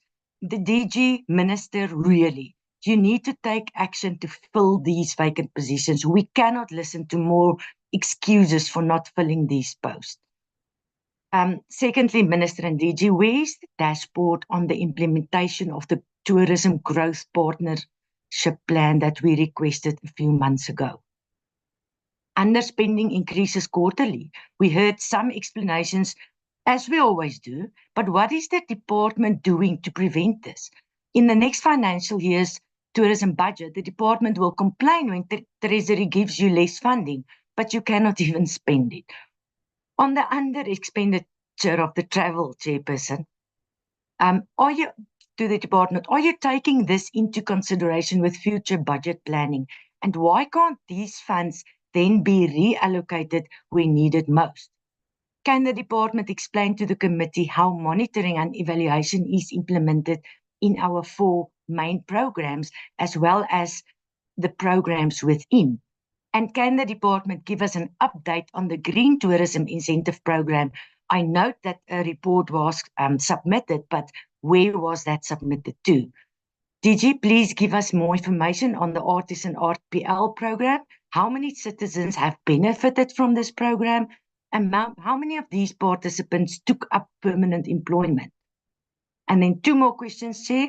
In which provinces have the Business Advisory Services Incubator and the Homestay Incubation programs been implemented?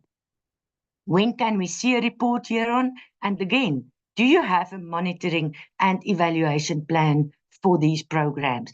Can we see these reports, please?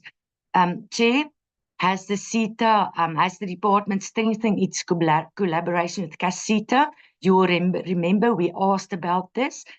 Did you have meetings and agreed on action plans? Or even, have you signed an MOU? Because this committee proposed it. Lastly, DG Veli, on your comment on the bid adjudication challenges, do you have a plan to overcome these challenges? Because this is hampering your department's performances. Thank you, Chairperson. Thank you, Honorable Linda. Honorable Basson. Thank you, Chairperson. Chairperson, I would like to thank everyone for the presentations, all the hard work that's been put into them, and please let me observe all protocol. I'm very grateful this meeting is online, as this cold front outside is becoming harassment and not normal. Chairperson, can you hear me, Chairperson? I'm having a little bit of problems with connectivity. We can hear you, Honorable Basson. You may proceed. Thank you, Chairperson. Tourism in all areas is needed. Gartsebande is extremely neglected when it comes to tourism in Mpumalanga, yet it is a direct drive-through to Kruger National Park. Is there any plans on improving and bringing more funds to Gartsebande to ensure the route to Kruger National Park is smoother? How is the department going to handle all disputes of municipalities regarding road infrastructure? We are spending a lot of money on upgrading tourism attractions, but we are losing a lot of money as some roads in 90% of areas is not drivable to get to our tourism attractions. The 2-day summit in Joburg, will the Oversight Committee be invited as well to observe and interact with investors to ensure that every investor is investing in South Africa and to make sure that we observe all the interactions as well? In our previous sitting, we spoke about the sky-high prices of our tourist attractions in South Africa and how it's unaffordable for many South Africans to enjoy tourism and tourist attractions in South Africa. For an example, Table Mountain. Some of the people in Cape Town has not even had the opportunity to experience the cable cars as the price is just too high and normal to middle class people cannot afford it. Is there a plan from the tourist department to ensure local tourism can flourish and that South African citizens can enjoy tourist attractions in South Africa as well, and it does not exclude South Africans? In the 2025-2026 quarter report, what is the reason for the underspending? What is the plan to ensure money is saved and not sent back and can create jobs?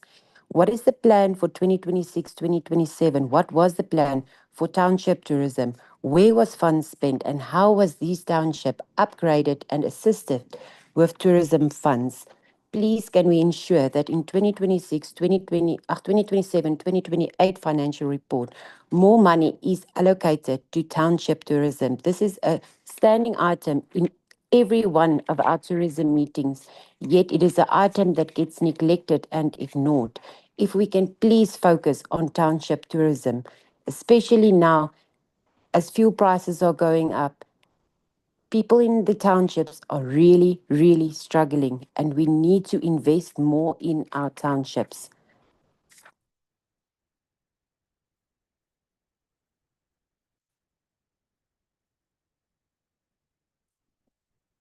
You may proceed, Honorable Basson. Chairperson, sorry, I'm just having bad connectivity issues. The wind is terrible. Thank you. We are also still waiting for the tourism indaba that was hosted in Durban's final report. Set aside the cost and also the investment opportunities and prospect money it will bring into our country. If I can please ask when those reports will be made available to the committee so we can scrutinize them as well. Thank you, Chairperson. Thank you, Honorable Basson. Honorable Likharaba. Thank you, Chairperson. Good morning to you. Good morning to the Minister, the Deputy Minister, the DG, and everyone present in the meeting. Thank you for all the presentation made, but I have some few clarity questions emanating from those presentation. Chairperson, if ever I get cut, bear with me. The weather here is very bad, but I pray that I'm able to finish my questions without any interruptions. I'll start with the tourism investment presentation. What is the total estimated value of the current tourism investment pipeline? What are the identified sources of funding and what financial commitments, guarantees, risks, or potential liabilities will the state assume in supporting this investment? Beyond employment creation, Chair, what measurable socio-economic benefits are this tourism project expected to deliver in terms of inclusive economic growth, poverty alleviation, enterprise development, community participation, and reducing the cost of living for ordinary South African citizens? How are tourism investment projects geographically and sectorally distributed across provinces, and what measures are being implemented to address the under-representation of certain provinces? Honorable Shongo used to say other provinces are not well represented, and it's true. Provinces such as Mpumalanga, Limpopo, and Northwest and Free State, just to mention the few, and emerging tourism destination in accessing tourism investment opportunities. My last question on tourism investment share is what mechanisms are in place to assess the viability of projects classified as investment ready? Should they fail to secure investors, experience implementation challenges, or fail to achieve project economic and employment outcomes? Furthermore, how will project owners and implementing partners be monitored and held accountable for performance and delivery? Coming to the fourth quarter and first quarter presentation, Chairperson, the department has been citing the delay in procurement processes and the appointment of service providers as contributing factor to missed targets. Why the SCM challenges persisted despite previous intervention, and what specific reforms or timelines and accountability measures are being implemented to address these recurring bottlenecks? The department reported an underspending of 298 million in the 2025-2026 financial year, including a 36 underspending in Program 3 Destination Development. How does the department reconcile this significant underspending with the recorded 98.33% performance achievement, particularly given the financial expenditure is critical to successful implementation of Destination Development Initiative? My third to last question, Chair. How are current vacancies and staffing shortages affecting the department operational efficiency, employee workload, and service delivery capacity? Has the department conducted any assessment on the impact of vacancies on staff morale, employee well-being, burnout levels, or staff retention? What mechanism and collaborative arrangements are in place between the department and Stats SA and the Department of Home Affairs to ensure that tourism statistics, including visitors' arrival, tourist profiles, expenditure patterns, and tourism employment figures are accurate, timely, and reliable for policy development and planning? How many community-owned tourism enterprises or projects secured formal agreements, partnership or investment arrangements with private sector operators during the Q4 as a direct result of the department's support and intervention? Please provide details on the nature of this partnership, the beneficiaries, and the value of investment attracted. My last question, Chair, is what legal, financial, businesses, development, and technical support that does the department provide to community-owned project tourism enterprises to ensure that partnership with private operators are equitable, protect community interests, and enable these entities to remain financially stable beyond the initial partnership phase? Thank you, Chairperson, for your time. Thank you, Honorable Ikaraba. Honorable Klong. Thank you, Chairperson. We welcome the disappointing presentations by the department chair. Very disappointing indeed. But however, I have few questions. And my first questions will be based on the first presentation, Chairperson. Why did the number of project submissions fall from 73 in 2025 to only 28 in 2026? Does this reflect capacity problems in municipalities? Obviously, complicated selection criteria or reduced investor interest? Why does funding and finance account for 49% of the scoring, while technical readiness and risk together account for only 18%? How does this ensure that technically sound and viable projects are properly prioritized? Is the 3-week period in August 2026 enough time to engage with project owners and complete the required videos and booklets without creating procurement problems or missing the September deadline? Then my second question, Chair, will be based on the second presentation. What is the current status of the tourism equity funds transferred to the new implementing agent, and how are the previous legal and administrative delays being resolved? How much funding has been transferred to the new implementing agent so far, and what is being done to make it easier for Black-owned tourism SMMEs to apply for funding? The department plans to enroll 1,500 tourism monitors. How many were deployed in tourist crime hotspots during Q4, and what measurable impact did they have on tourist safety? Were all tourism monitors paid their stipends accurately and on time during Q4? And what was done to prevent delays that could lead to monitors dropping out?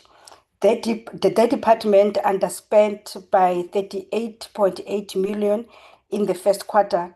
What measures are in place to prevent this underspending from becoming a large end of year spending rush or resulting in funds being returned to National Treasury? The draft tourism amendment bill was delayed because the state attorney had not appointed senior counsel. Why was this delay not anticipated, and when exactly will senior counsel be appointed? Thank you, Chairperson. Thank you, Honorable Tlong. Honorable Mashabela.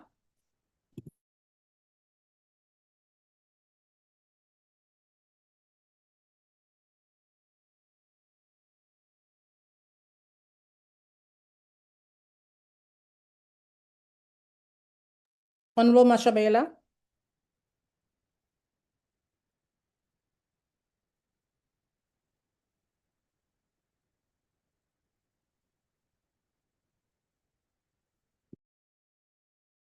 I'm assuming that Honorable Mashabela is still having technical difficulties. Honorable Maecho. Thank you, Chair. Let me greet the Minister, Deputy Minister, and the department led by the DG. And then greetings to honorable members and the fellow South Africans. Chair, let me first agree fully with your opening remarks as you alluded to number one, and that's how I also analyze the opening remark, the lack of willingness to empower previously marginalized entrepreneurs, which becomes a problem. And secondly, to also agree with you that how do we also explain, or how do the department explain their reporting of underspending on its budget while our people on the ground are still waiting for the funds like your tourism equity fund, your tourism infrastructure grant, etc., that were specifically set up to deal with these particular initiatives of empowerment. Chair, the other issue is that we have the township BMBs, rural guides, women and youth who applied for tourism equity fund that are still waiting for feedback, and that's what you also alluded to, including municipalities that also applied for tourism infrastructure grants to fix roads, like Honorable Linde was mentioning, was mentioning. I mean, Honorable Basson was mentioning to say, in as much as the tourism is focusing on maintaining and renovating the tourism attraction sites, but you must also focus on improving the roads, fixing the roads. And in this case, municipalities have applied to this tourism infrastructure grant to fix roads, signages, ablution at heritage sites. They are also stuck. Chair, you can't tell us, or the department cannot tell us that we have transformation instruments sitting with money. Then we are told that the budget is underspent. That is unacceptable, totally unacceptable. That is not a capacity problem. That's a political will problem. And it's where we come in as a portfolio committee. 30 years of democracy, yet tourism has not changed. And equally, tourism must change in the manner that who must own the beds, who also must own the buses and the buildings, not just who sweeps the floors.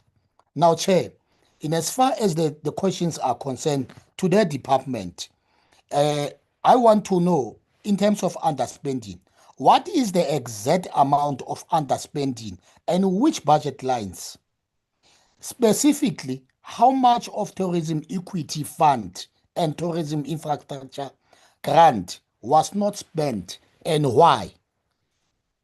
Then on the tourism equity fund backlog, Chair, here we have a number I've also written in my capacity during my constituency to you as the chair of the portfolio committee to give to the DG that there is a backlog in terms of this tourism equity fund and the deadline has passed. And we are going to expect that that money will be returned to National Treasury while we have a small budget.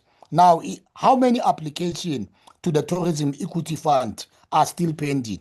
Obviously, we know that the deadline has passed, but we want to get the breakdown in terms of Black people, women, youth, people living with disabilities, and by provinces, including going to regions, so that we can get the specifics as to what is the average waiting time for the application to approve this payout.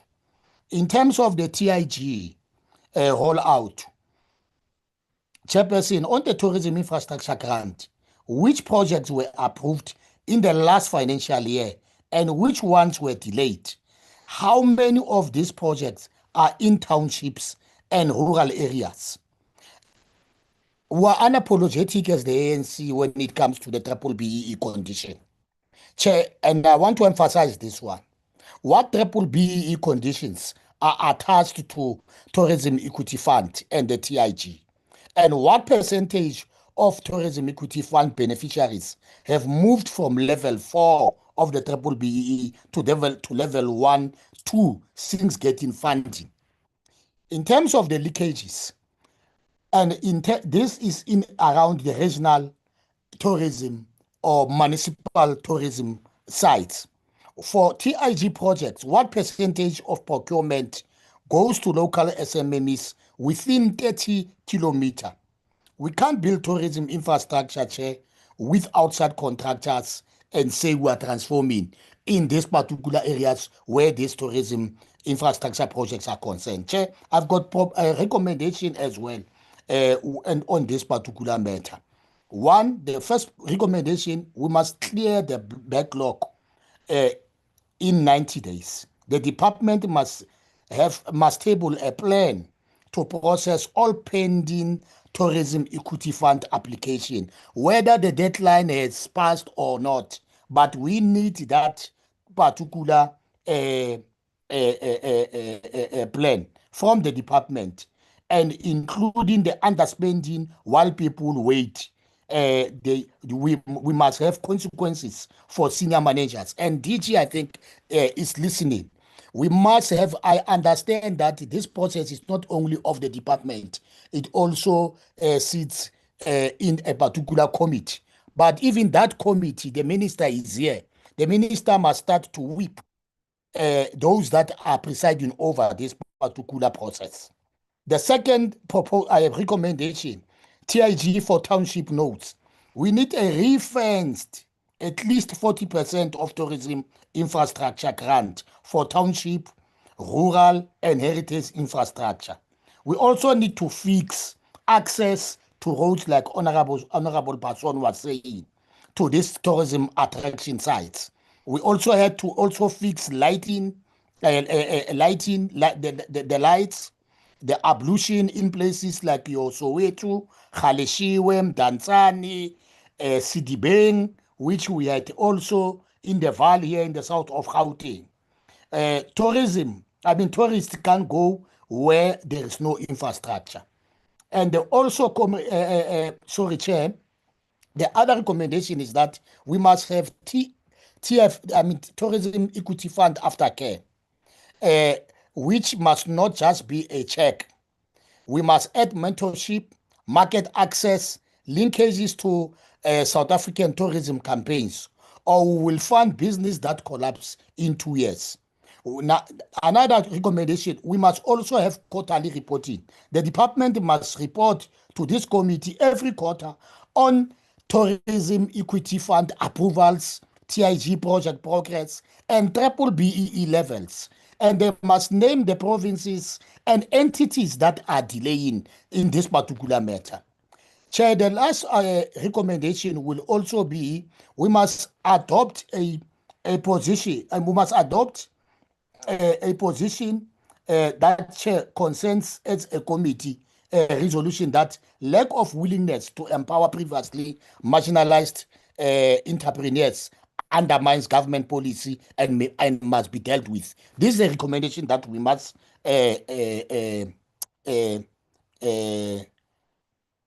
what you call adopt. And then to the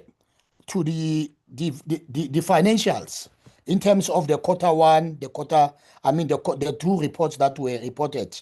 First, on variances, the department is telling us that there is underspending, but we are now in quarter four.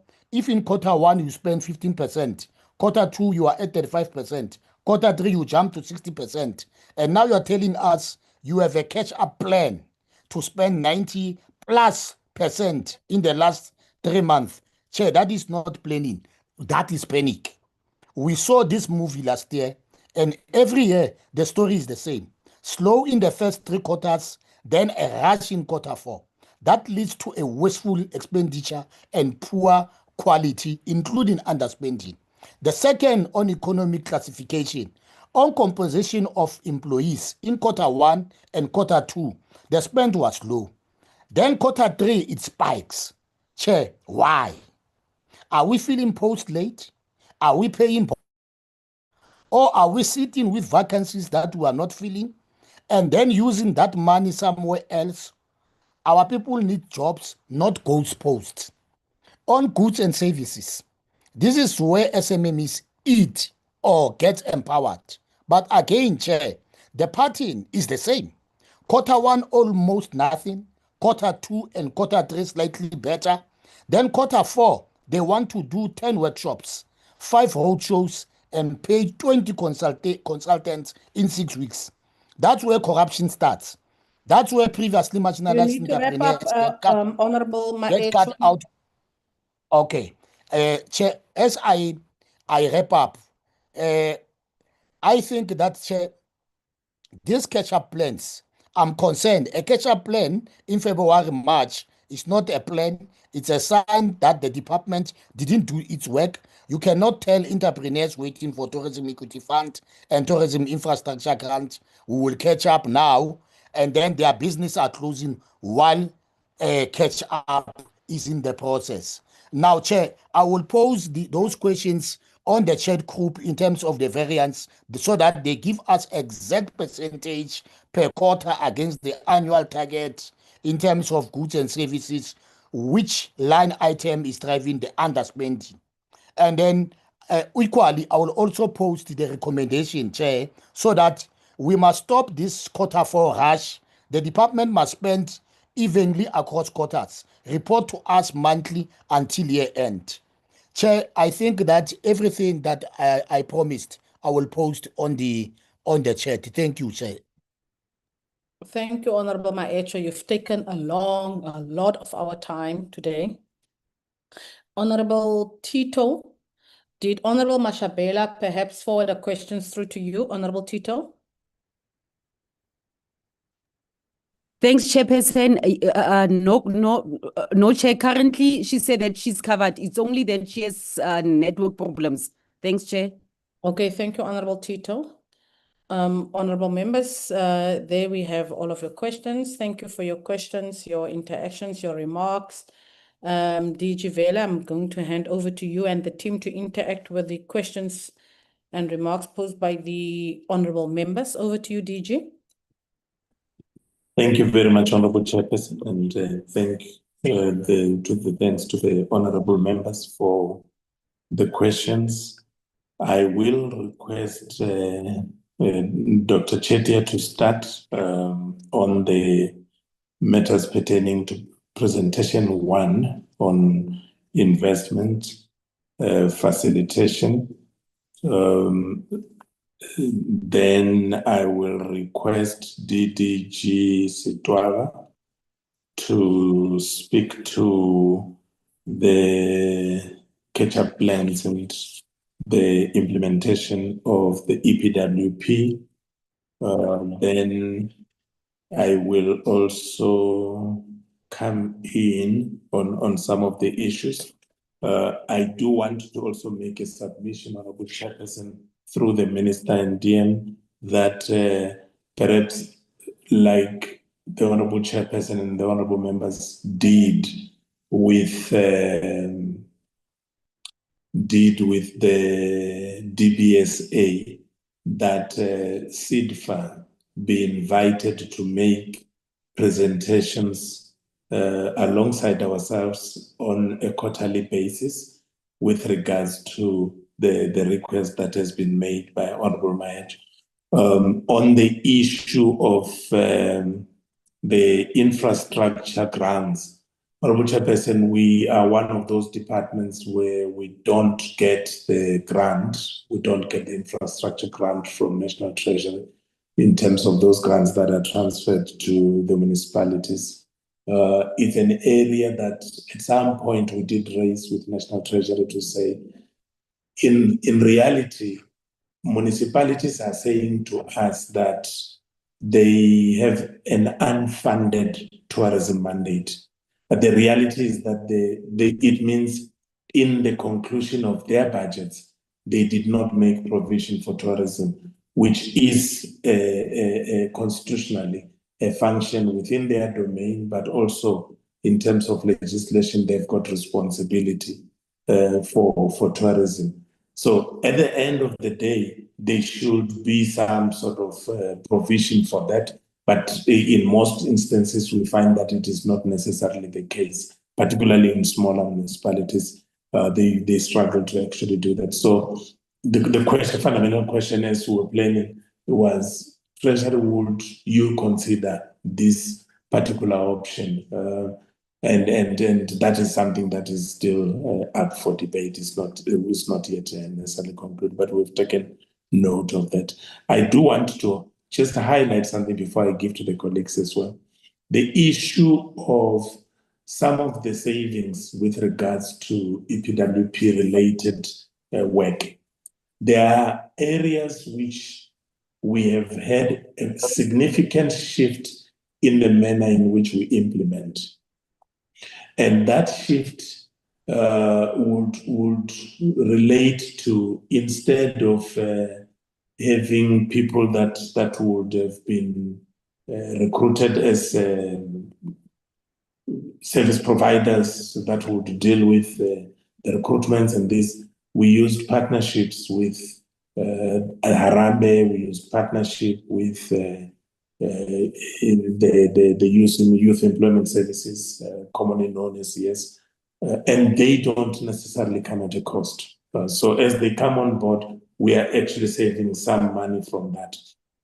But then there are instances where when we have got to do some of the basic orientation issues and so on, instead of congregating people in halls and in different facilities and so on, that was also done virtually as well in some of the cases. And that was quite a lot of saving as well that was actually accruing to that. Having said that, we do need to make sure that we ramp up the expenditure by recruiting more people. So most money then goes into the stipends as opposed to actually going into all these overheads that I was talking about. Let me hand over to Dr. Chetia, and then she will hand over to DDG Sitwala. I think there was one or two issues that might require acting DDG Silulwane as well. Thank you. Shamila. Thank you, DG. Thank you, Honourable Chair and Honourable Members, for the engagement with the Investment Summit area of work. I think let me start with a little bit of the background. So investment and investment facilitation is not necessarily something that you can achieve in a short-term time frame. We build relationships with investors over a long time frame, and the department is not necessarily in control of the decisions made by investors in which projects they will invest in. At the end of the day, investors do their own due diligence, and they invest in those projects that make financial sense for them. And in the tourism sector, what we do say is that tourism requires patient capital. Patient because it takes a while for investors to actually see a return on investment. So the work that we have started to do from last year was to actually bring to the fore the projects that various project promoters in the public sector and private sector have been working on, and to try to support them from the perspective of doing an assessment of readiness for their projects, and then also connecting them with investors. And in the main, I think that the most tangible benefit of the work that we started last year is to have connected these project promoters with the development funding institutions in the country, and to allow them to have those conversations with each other.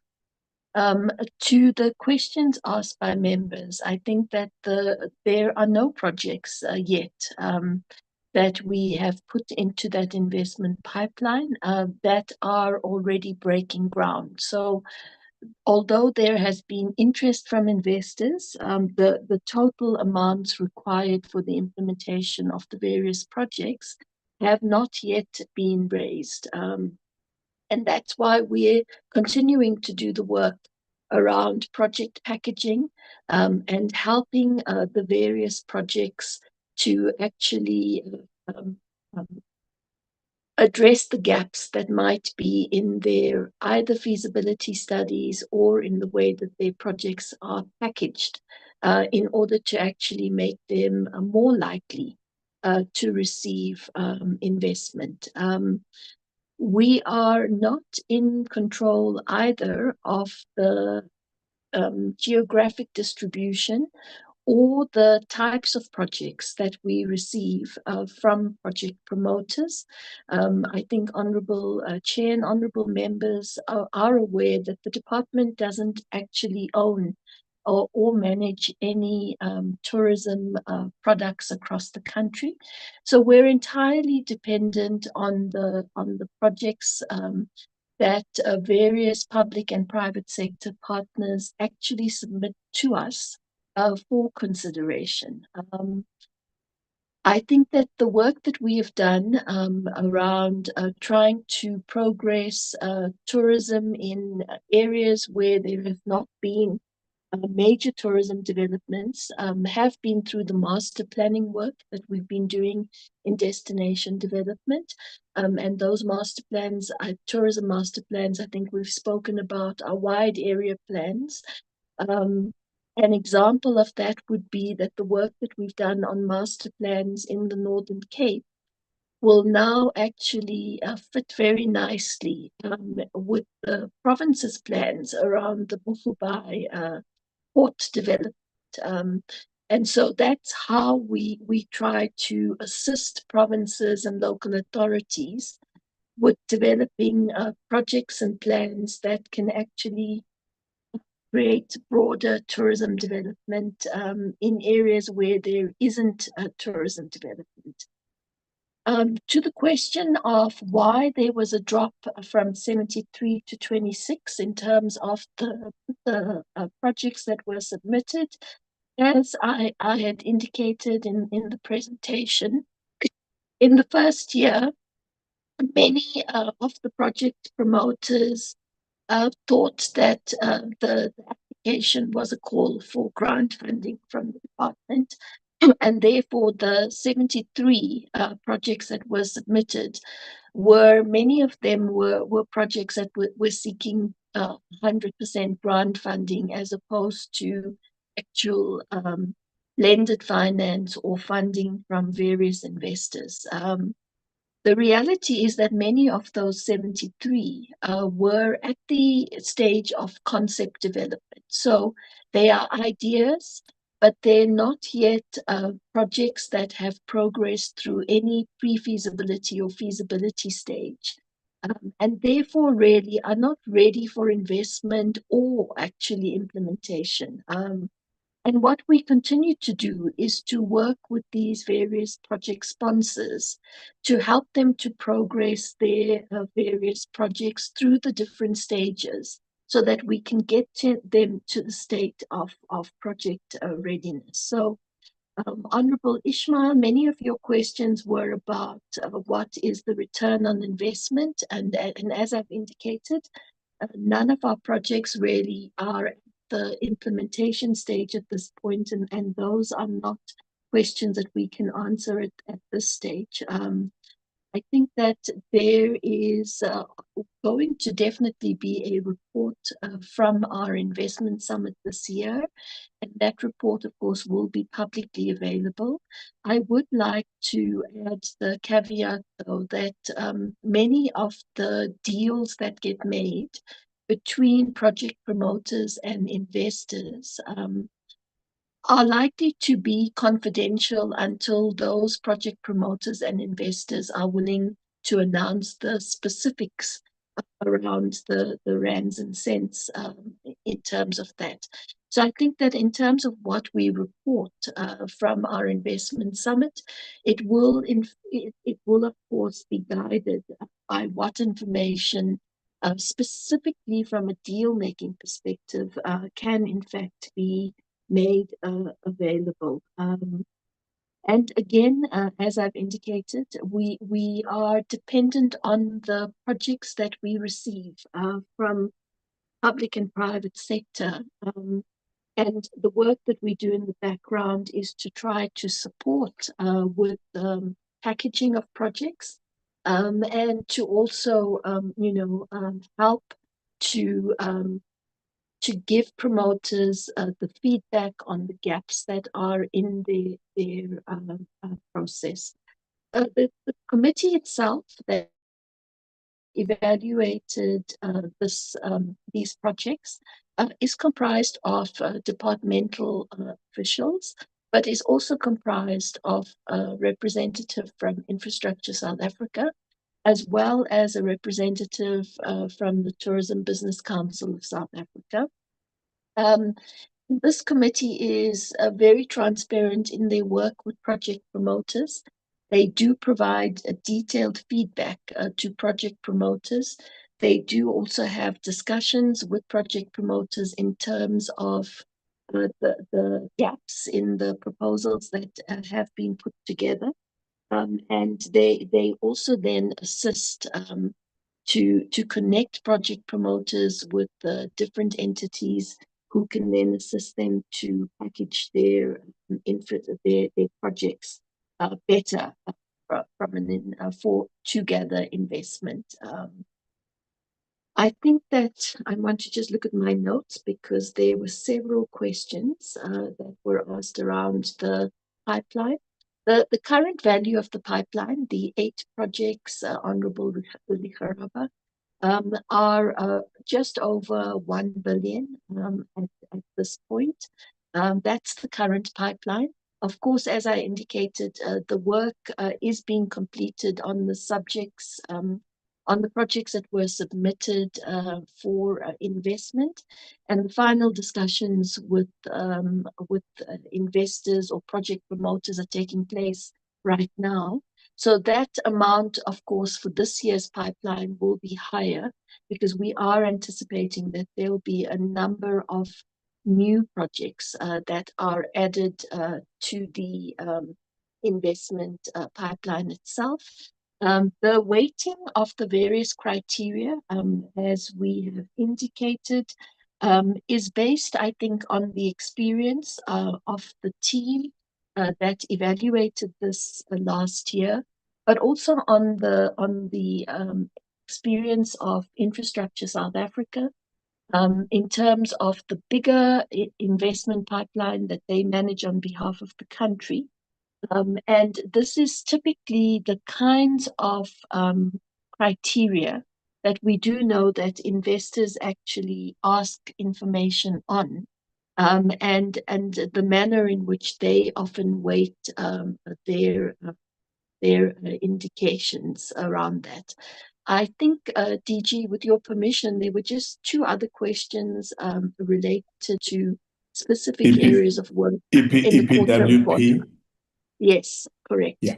So if I can then speak to the EPWP and the work opportunities target, I think there was a specific request for the breakdown of work opportunities per province and district. And I do believe that we will be able to provide that information to members in writing after this meeting. There was also a question specifically with regards to why the information on the Q1 report is not available yet. What I'd like to indicate is that there are 3 levels of verification. That's the work opportunities that reporting that we do goes through. So the first level of verification is that individual project teams in the department provide the reports to the EPWP reporting team in the department. This team then actually goes through all of the detail, verifies the information, asks questions, gets outstanding documentation. That's the first level of verification. Our internal reporting team then actually loads this information onto the DPWI reporting system. DPWI does their own verification of the information. DG indicated an example. They actually check the ID copies to verify that participants are not, are reporting in kind of multiple programs, and that they are not on multiple programs. They also double check the information that we've submitted. And then the third level of verification is that we do have internal audit review the documentation independently of the teams that implement it. And usually what we report to the portfolio committee in our quarterly reporting is the information then that has gone through these 3 different levels of verification and importantly has been audited. This quarter, typically what happens is that the reports for EPWP on the DPWI system are available after the 20th of the month following the end of the quarter. So for this quarter, the information should have typically been available by the 20th of July. But there was a countrywide or system-wide challenge with the DPWI reporting system. And therefore, they've extended their reporting for the first quarter until the 31st of August. And that's the reason that we have not been able to provide this particular set of information to the portfolio committee. Rest assured, members, honourable members, the information is available and will be provided in the next report.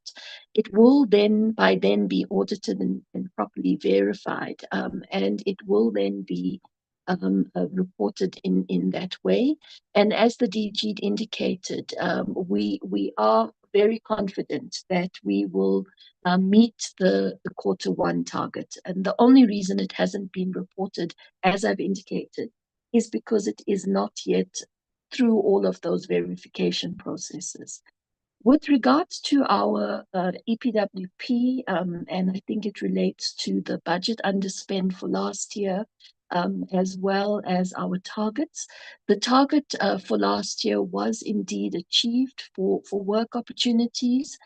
We did have an underspend last year of around 120 million on EPWP. We agree with honourable members that underspend is actually terrible, and particularly in this area of work. And what we have done to actually prevent that from happening this year is that we do meet on a weekly basis to monitor the progress on projects we're implementing, to also monitor the progress on our budget spend. And what I am happy to report from the EPWP side, in terms of the budget for Q1, is that we, in fact, are ahead of our spending for Q1. I think we've spent just about an additional 1 million on the work opportunities. And that is linked then to the achievement of the Q1 target. And as the DG's indicated, what we're trying to do to mitigate this is to, in fact, recruit more participants than we actually, than our target. And that's to mitigate against the dropouts that we know inevitably happen in our programs. On the EPWP matter, I'd also like to say that we have very supportive principals, Minister and Deputy Minister.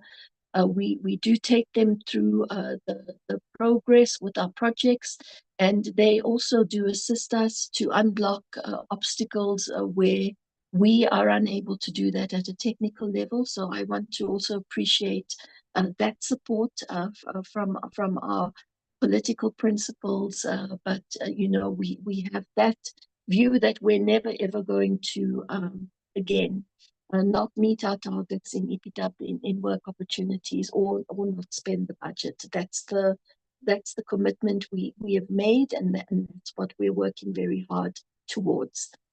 In terms of the maintenance projects that we have completed, what I would like to say is that all of those projects have in fact been completed.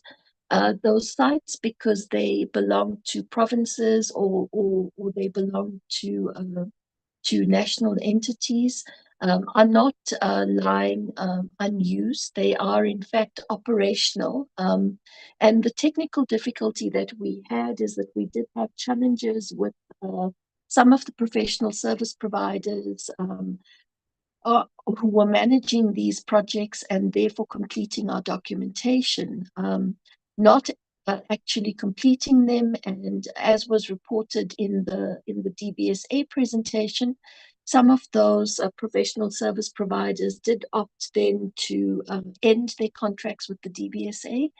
That was what has resulted in the challenge with the final documentation. It's not the reports of the maintenance that were done, but it's the final closeout documents, the final accounts that is what has delayed that particular process. I think certainly the one last question around the investment summit, I think the honourable members of the portfolio committee were indeed invited to last year's summit. And I think that would certainly be the case this year. in terms of attending that summit, and we do look forward to hosting you there. I think that is most of it. I have a long list here, DG. If there are any that I've forgotten, if there are members who would like me to respond to them, I can, but we can also then provide them in writing. Thank you. Can I hand over with your permission then to DDG Sitwaba? Thank you. Good morning, Honorable Chair and Honorable members. Good morning, Minister and Deputy Minister, DG and colleagues, all colleagues on the call. DG had already started alluding to the big shift in terms of our ability and our plans to be able to create jobs. Just to take it further by saying we currently implementing demand-led skills and job opportunities.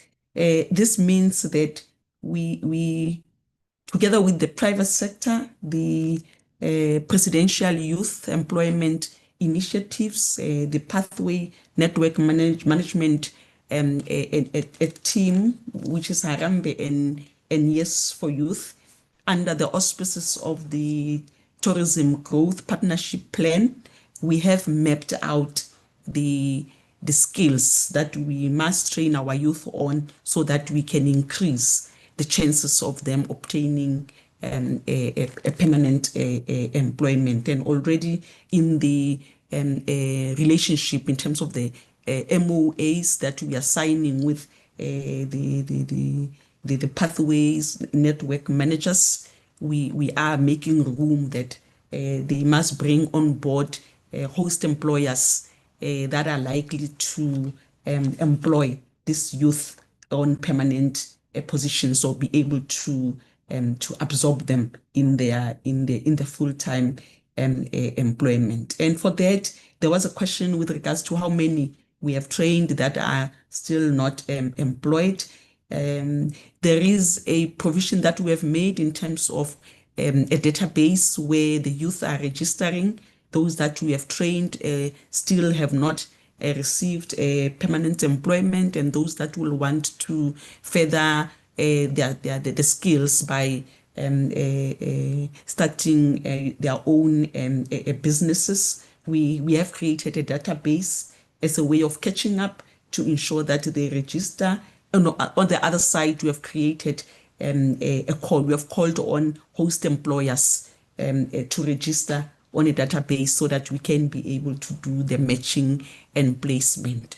With regards to the Learn and Earn, mainly this we are offering to the students that are still at TVET colleges where they have finalized their theoretic part. They need to be exposed to workspaces so that they can be able to receive their qualifications. We are putting them into the work integrated learning. We're working together with the TVETs so that they provide us with a list of those learners, and then we put them into workspaces so that they can get the exposure.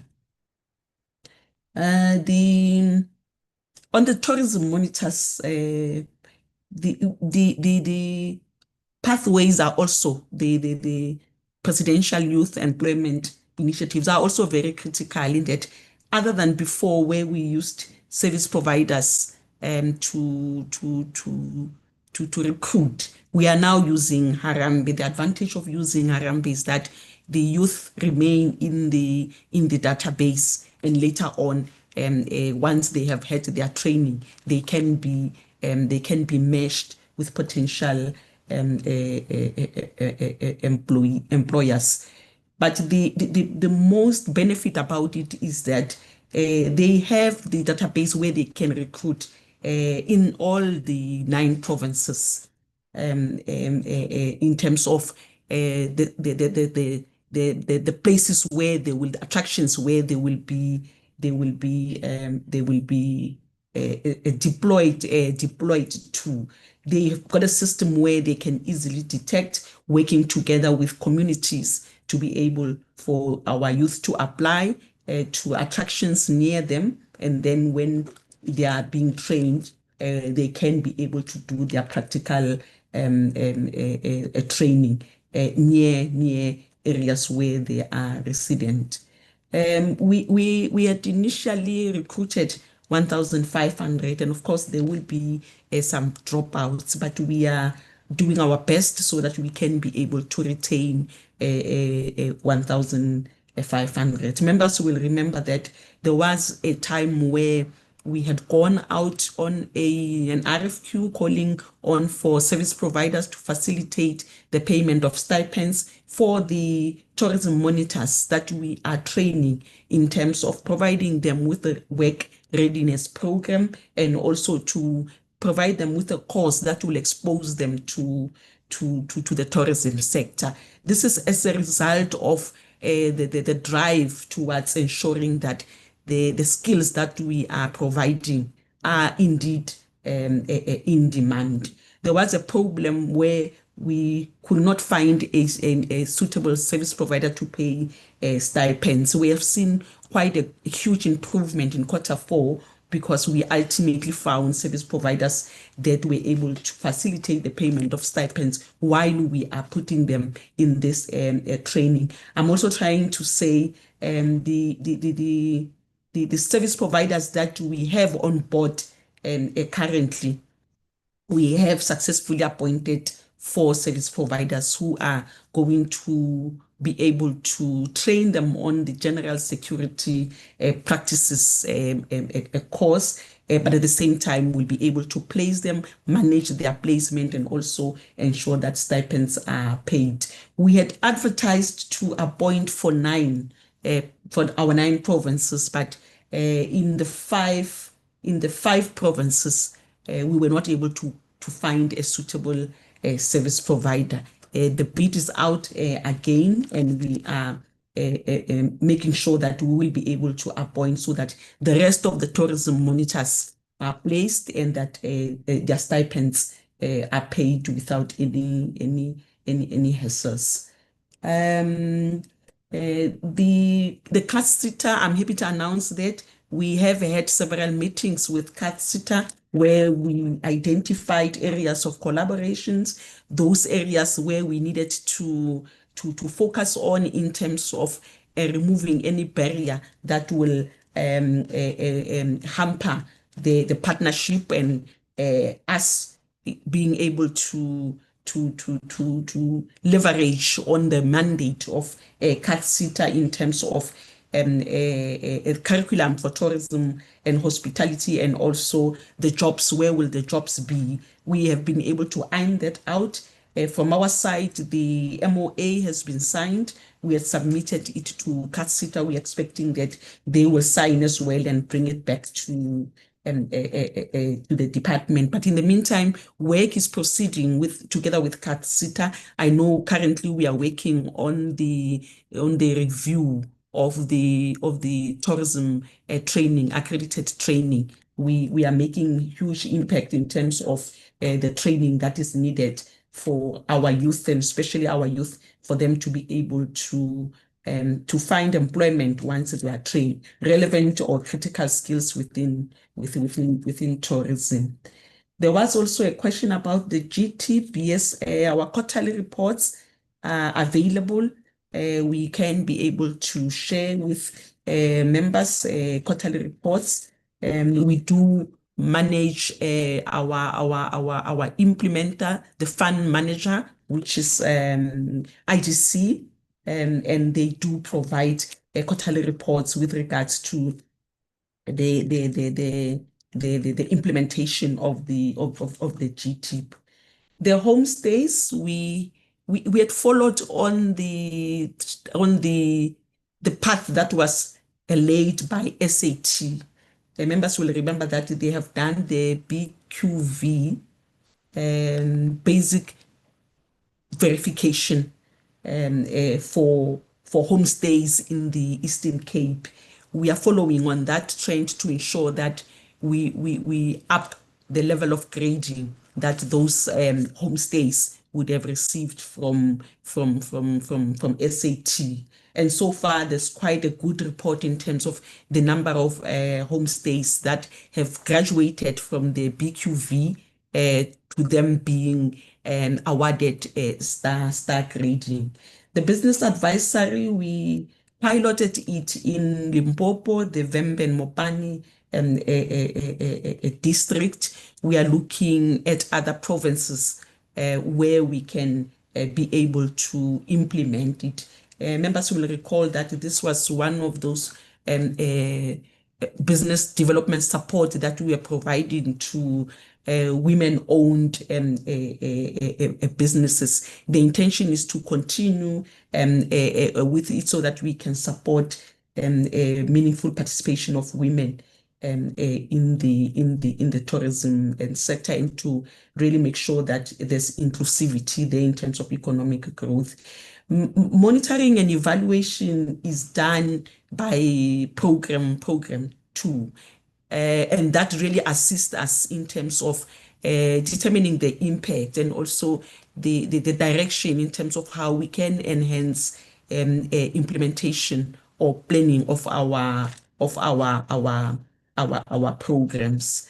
I also want to allude to the point that our programs, be it demand-led skills, be it tourism monitors, be it incentives, we've got a footprint across the country in all the 9 provinces.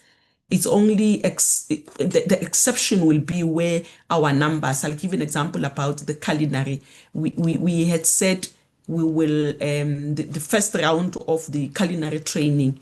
We have said we will train 100, and we sort of separated 50-50 per province. But the first process that we ran, we chose 2 provinces so that we can train 50. But happy to say that currently a tender is out where we are going to be training across the country. So mainly our programs, we are looking at having a national a footprint. There were, I'm not so sure, DG, if you will want to take questions that came through honorable members on the TEF. Just to say the business development support is there, is built in the fund management agreement. I'm talking about what is going to happen to these applicants that we have funded for now. I think DG, I can delegate upwards in terms of the transfer of funds, which I know that we have fully recapitalized the TEF. Minister is very hands-on in terms of the implementation plan. She was the first to ensure that the fund management agreement, the provisions, our partner SIDFA, it really complies with what we had signed up for. We are currently managing them in terms of a very tight implementation plan. Actually, today we are sitting, there's about a number of deals that we are considering just to ensure that we stick to the timelines of making sure that by the time the fund management agreement expires, we are somewhere with regards to adjudicating the deals that are ready to be adjudicated. And members, we continue to pay stipends, and we ensure that stipends are paid on time. Currently, it is only where the youth or the learners or the participants in the tourism monitors have not submitted compliant documents from their side, as DDG Chetia was saying. EPWP requires that all documentation be provided. And even in those instances, we don't sit back, we follow up on them, especially if they have been attending. We follow up with them to ensure that they are able to submit their documentation so that we can be able to spend in the right spaces in compliance with EPWP prescripts. DG, that is how far I can take it in terms of the questions that I was able to write down. If there's more, we will take the opportunity to revert back to the committee with responses. Thank you. Thank you. Thank you, Madam. Honorable Chairperson, in terms of the TEF, the money that we capitalized with cannot be lost. So it doesn't go back to National Treasury because it has capitalized the fund. And as the processing of the applications progresses, then they deduct from the fund in terms of the disbursements that they have got to do. So the final tranche of that capitalization was already done. And now the process is on the CIFA side to finalize the processing of all the applications. Suffice to say that the applications far outweigh the amount of money that is actually in that particular fund.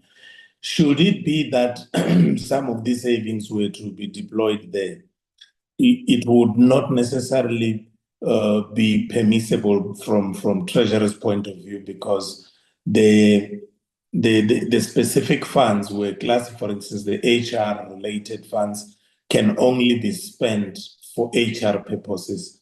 The capital expenditure for infrastructure can only be spent for capital. It's only in the case of goods and services that can be negotiated, and then they can reclassify, and it can actually go to other forms of use where they are precious. There are discussions with other entities. Previously, we had said it was going to be the PIC. Unfortunately, that didn't materialize because the PIC's approach is quite vastly different from the way the Tourism Equity Fund is structured. They scout for deals. They find a project and they then begin to evaluate the project and so on, and then they would be able to invest in that particular project by taking up equity, as opposed to the equity fund, which works on the basis of applications so that they can access the grant, but also accessing different forms of loans and the grant actually just assisting to make sure that there's closure of that particular gap with regards to the equity that would have actually come from the entrepreneur. And most of the people that actually come into that particular space would certainly not have the kind of money that we are talking about. So that's somewhat the current status, but again, through Minister Indiam, I would recommend that CITFA presents the details. These are the details about the geographic spread, the details about size of deals, the details about the demographics, the details about the outcomes, and the remainder of all other variables that were actually stated. I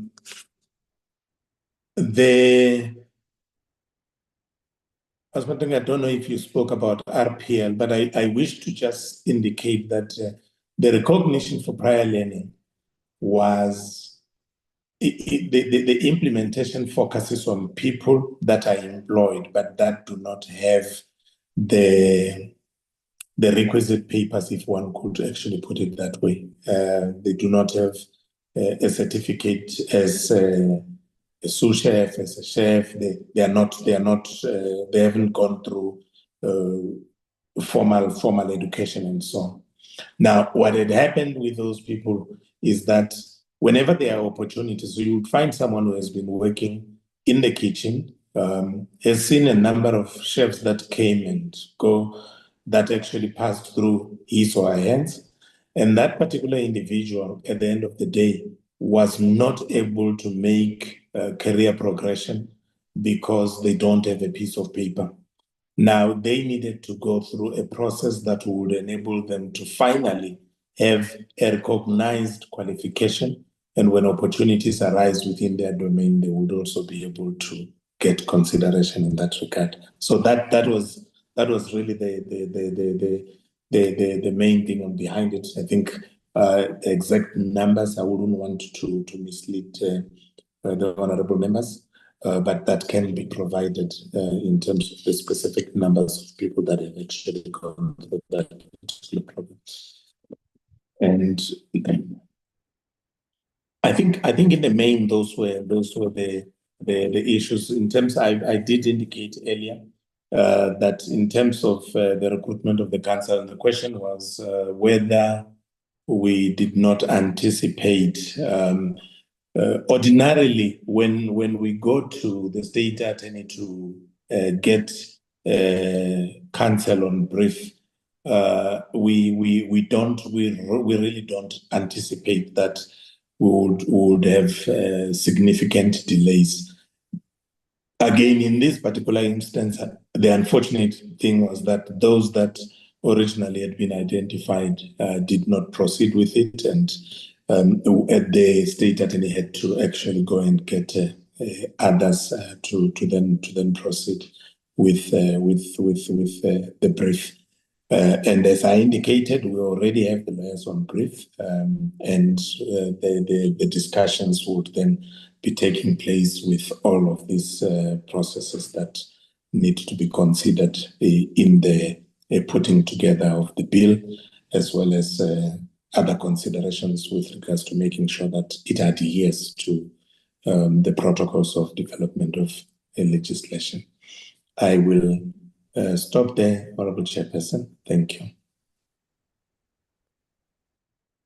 Thank you, DG Vele and the team from the department that interacted with the honorable members' questions. I would like to give the honorable minister an opportunity if there is, if she would like to interact with some of the questions or want to make some remarks. Honorable Minister. Thank you, Honorable Chair and honorable members. Chairperson, through you, I would like to make a suggestion, a request first, and a proposal. And I want to propose, a Chairperson, that we bring together the Portfolio Committee Secretariat, the department, and the ministry, that they must meet as soon as possible.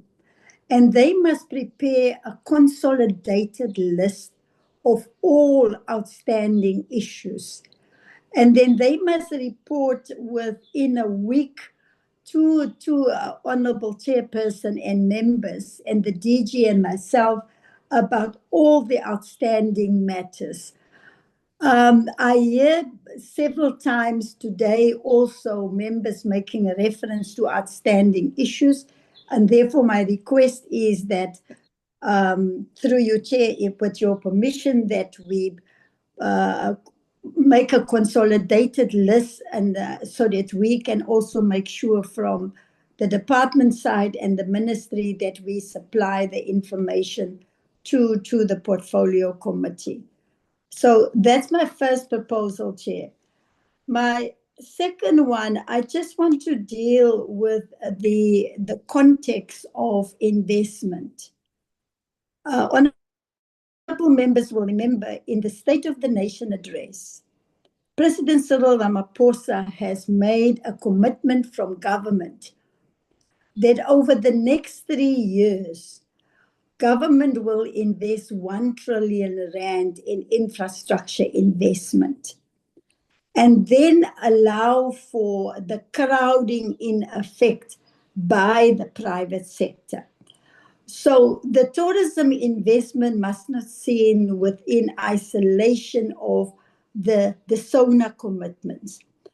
Also within the National Government Investment Program, we have got an interministerial committee in this economic cluster whereby The Minister of DTIC will report on government incentives. The Minister will report on the BBBEE compliance within the sectors. Treasury will report on the triple Ps, build, operate, and transfer. So the tourism investment strategy sits within the 7th administration's investment strategy as announced by the President. To take it further, every year, the President convenes an investment summit, which was held on the 31st of March this past year. And at that summit, we had projects from all the different sectors within government. And there at least 8 different projects for tourism received commitments or pledges. So if you look at the Carnival 957 in KZN, there was a commitment of 26 billion. The Demco Salt Rock City in KZN also was 200 billion. The Hilton Hotel, there was a commitment from international United States investors for multiple provinces. In Mpumalanga, the Mpumalanga Canyon, also in the Western Cape, the Cape Winelands Airport and the V&A waterfront. And then there was another commitment in tourism for the Zimbali resorts. That amounted to about 81.4 billion rand investment into the tourism sector out of the 889 billion investments across about 81 projects. So we also attended that investment summit. And then there are many tracking mechanisms. The one is by DTIC, like I said, also Infrastructure South Africa, National Treasury. So the tourism investment project sits within that sector. So the role of Department of Tourism is to facilitate investment from the public and the private sector. And this is what we have been doing for the past 2 years. So we then call for projects where people want us to facilitate, but Department of Tourism is not the owner of these projects. The owners of the projects is owned by the private sector and by the public sector, provinces or cities. We play a facilitation role. So, for instance, the project that Honorable Slonga made mention of, God's Window in Mpumalanga, that is a private sector owned project. And we know the names of the company, the owners of the company, and we work with them quite often. And so if there are concerns raised by the communities, then like I've done in media queries and inquiries about the same project, I refer them to the project owner, which is the Motsamai Consortium. So that is the role that we are playing. I just want to deal with the issue of transformation also.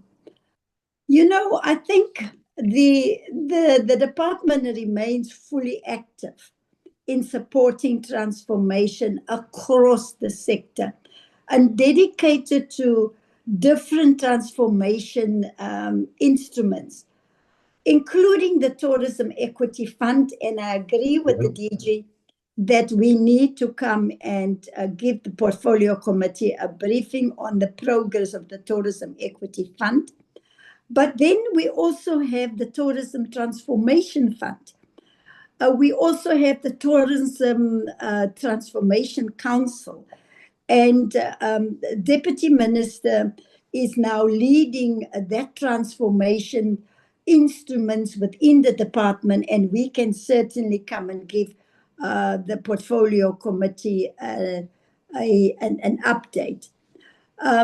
So I think that if you look at the performance indicators in terms of sectors that is monitored by the implementation of the BBBEE codes within sectors, we can also get that information about the actual performance of tourism within the sector from the DTIC. Then just lastly, a chairperson, in terms of one of the members, I think as Member Slongo, also asked the question about the impact of job creation and how many jobs we create.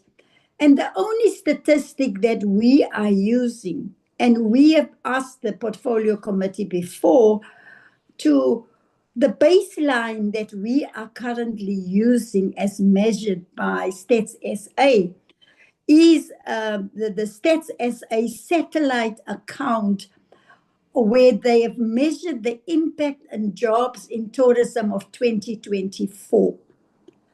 We have also asked them, and DG Vele met with the Statistician General to ask them to do us a satellite report of the impact of 2025, which we don't have. And DG continued to engage with the SG and even how we can help the Stats SA to do the impact of 2025. But those discussions are ongoing. Many of the provincial governments also, they host their own investment summits. We had one in Gauteng, we had one in KZN, I think there's one in the Eastern Cape. So what we are facilitating at a national level is what we call for them for proposals as another vehicle to find investment for the infrastructure investment projects. The president has also now decided that that tourism is one of the sectors that must contribute, one of the 4 sectors in our economy that must contribute to help our economy to grow to 3.5%. And the DG and the department and myself, over the past 2 weeks, we had several engagements with the private sector to see how we are going to bring our initiatives together through the Tourism Growth Partnership Plan. And the president will make an announcement later in August. But the emphasis is on partnership, in that government cannot do it alone, and that the fiscus is also not in a position to fund all of these projects. So, Chairperson, honorable members, thank you for the opportunity.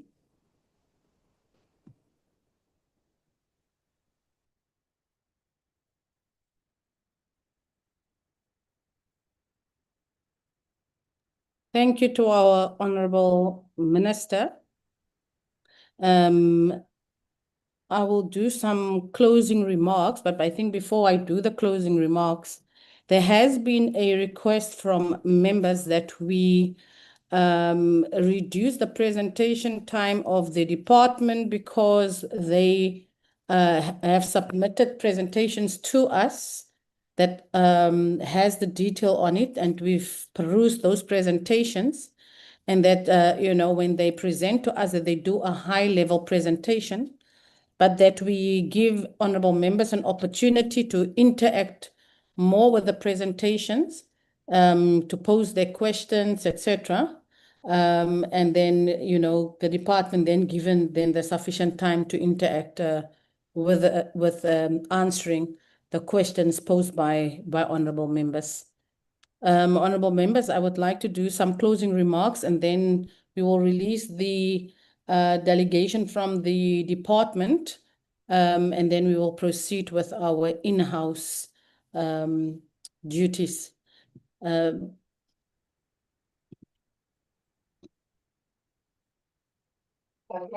on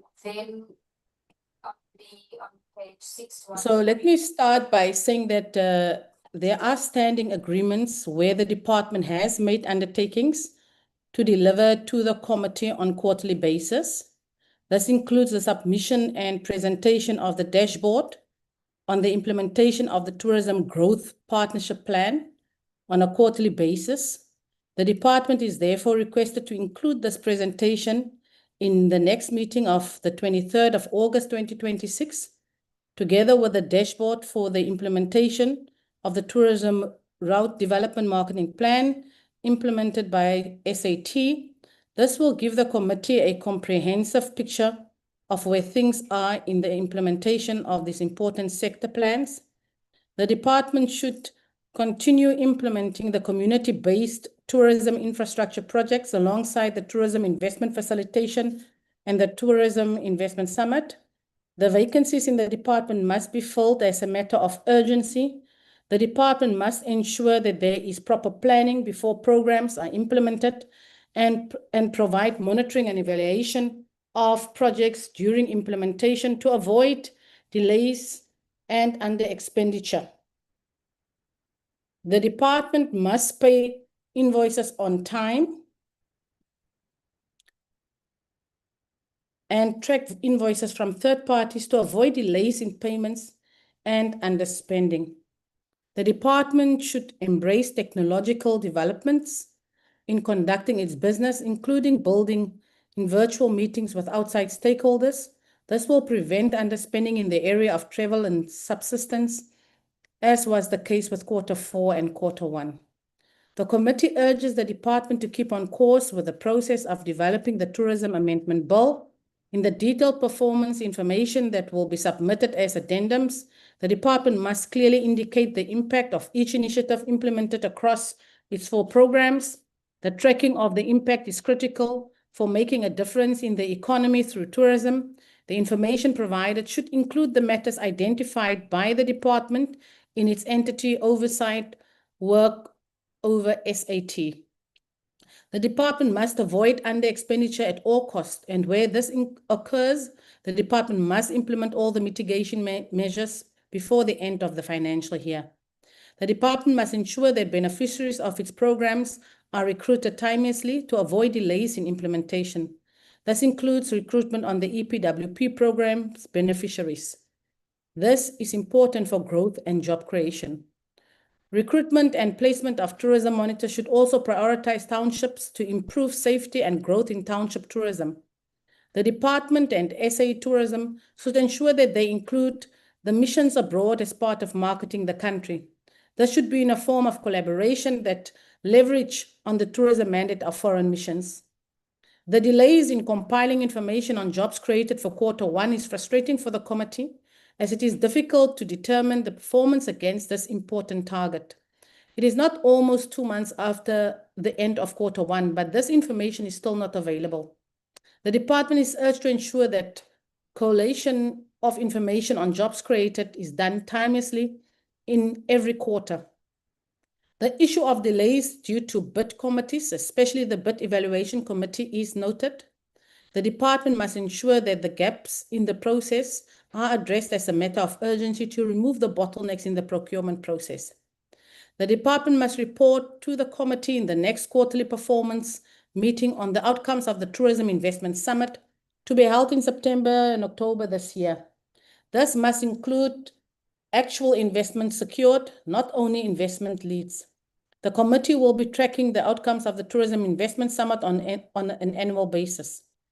Where possible, the department must assist provinces and municipalities to submit the investment-ready projects for the Tourism Investment Summit. The department should provide the committee in the next meeting with a method or model used to determine EPWP jobs. This will assist the committee in ascertaining whether the department is under targeting job creation or if the model used to determine jobs is actually appropriate. The department should ensure the implementation of the tourism incentive program and that there is an equitable geographical spread of projects funded through these incentive programs. This includes clearing the backlog to disbursing the tourism equity fund, possibly within 90 days. This should include projects in townships and small towns. The committee will schedule meetings on the implementation of all the tourism incentive programs. The meeting is scheduled for this purpose on the 25th of August 2026, which will be the last committee meeting for this quarter. SITFA will be invited to present to the committee on the Tourism Equity Fund. In conclusion, it is of paramount importance that there is monitoring and evaluation of all the projects implemented by the department. This cannot be overemphasized. The department is urged to ensure that it is not only satisfied with the implementation of projects, however, monitoring and evaluation should be a built-in mechanism in annual performance plans so that there is measurement of impact.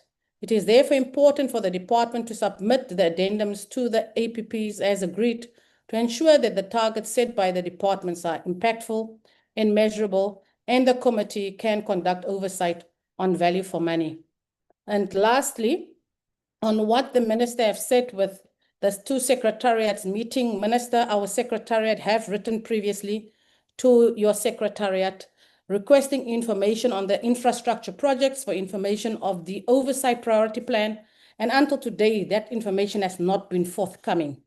So after every meeting, when we have concluded the meeting and we've concluded on the recommendations, we do submit and send the minutes of the meeting to your secretariat to interact with the recommendations that the committee has made. And those recommendations, of course, are issues for implementation. Honorable members and Honorable Minister and Deputy Minister and the delegation from the department, thank you for attending today's meeting. We will see each other next week. And with that, honorable members, you have to stay in the meeting, but our delegation from the department and our minister are released so that we may continue with our administrative tasks. Thank you, Chairperson. Thank you, members. Thank you, Minister. Disang, can you flight our first set of minutes for us, please? Thank you.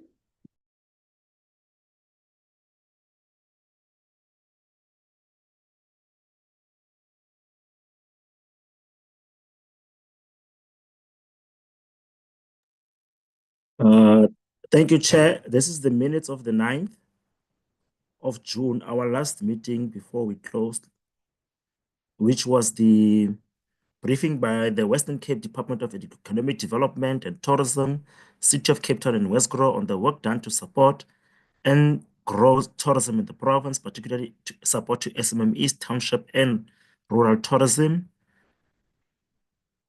The introduction, the presentations of the three entities, the consideration of the minutes of the 2nd of June, 2026, the observations of the committee,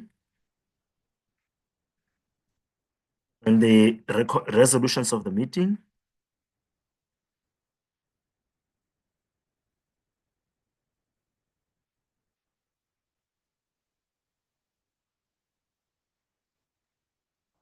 Thank you, Chair. Thank you, Disang. Members, there's our first set of minutes. May I see a mover, Honorable Ishmael? Thank you, Chair. I just want to give an input on the minutes. Chair, I must say that the minutes, in my view, the minutes attempt to not fully recognize the hard work done by the Western Cape. And it was clear from the presentations that they are doing a great job in the tourism industry. Now, our minutes must reflect that as well. We are objective as a committee, and I think our minutes must reflect that. Many committee members made positive remarks that are not actually included in the minutes. I therefore request that the minutes be amended and resubmitted by taking into consideration all the positives in the PMG report as well. Also, I think, it stated here a holistic approach. I think, we need to specify and expand in the minutes holistic approach. What did the committee regard as holistic in DDAT and Westgro's approach to destination management? I think these should be reflected properly in the minutes. And then again, the minutes should also include and state clearly that similar levels of engagement must take place in other provinces as well. There must be compatible engagements across the remaining provinces to ensure that tourism development, oversight and economic opportunities receive equal attention throughout the country rather than being concentrated primarily in the Western Cape.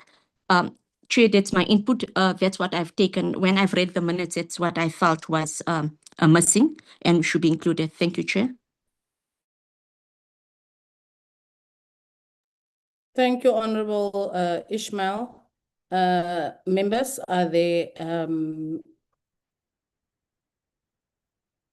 is there a mover for the adoption of the minutes with the amendments made by Honorable Ishmael? Yes, Chair, Chair. Honorable Linda. Chairperson, thank you very much. I move for the adoption with the amendments, please. Thank you, Honorable Chair. Maecho. Our second in chair with the amendments. Thank you, Honorable Maecho. With that said, our first set of minutes is adopted. May we proceed to the second set of minutes, Disang?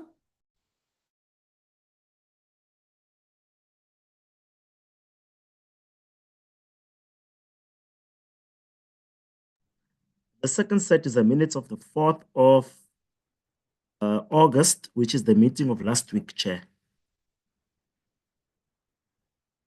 Which was the briefing by the Development Bank of Southern Africa on the progress made in implementing tourism infrastructure projects since the last interaction with the committee, also the adoption of the third-term program. Members of the committee present, and then the introduction by the chairperson, presentation that were made, the consideration and adoption of the draft third-term program, conclusions and resolutions.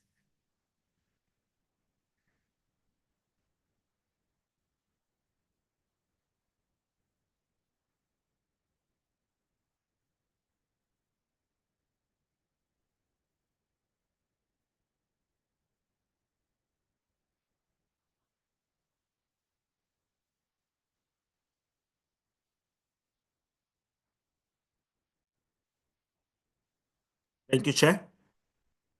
Thank you, Disang. Honorable members, there you have the second set of minutes of last week. May I see a mover for the adoption of the minutes?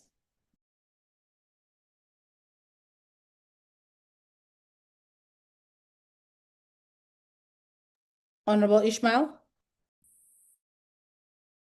Thank you, Chair. I can move for the minutes to be accepted. Thank you, Honorable Ishmael. Is there a seconder? Honorable Maecho. I second for the adoption, Chair.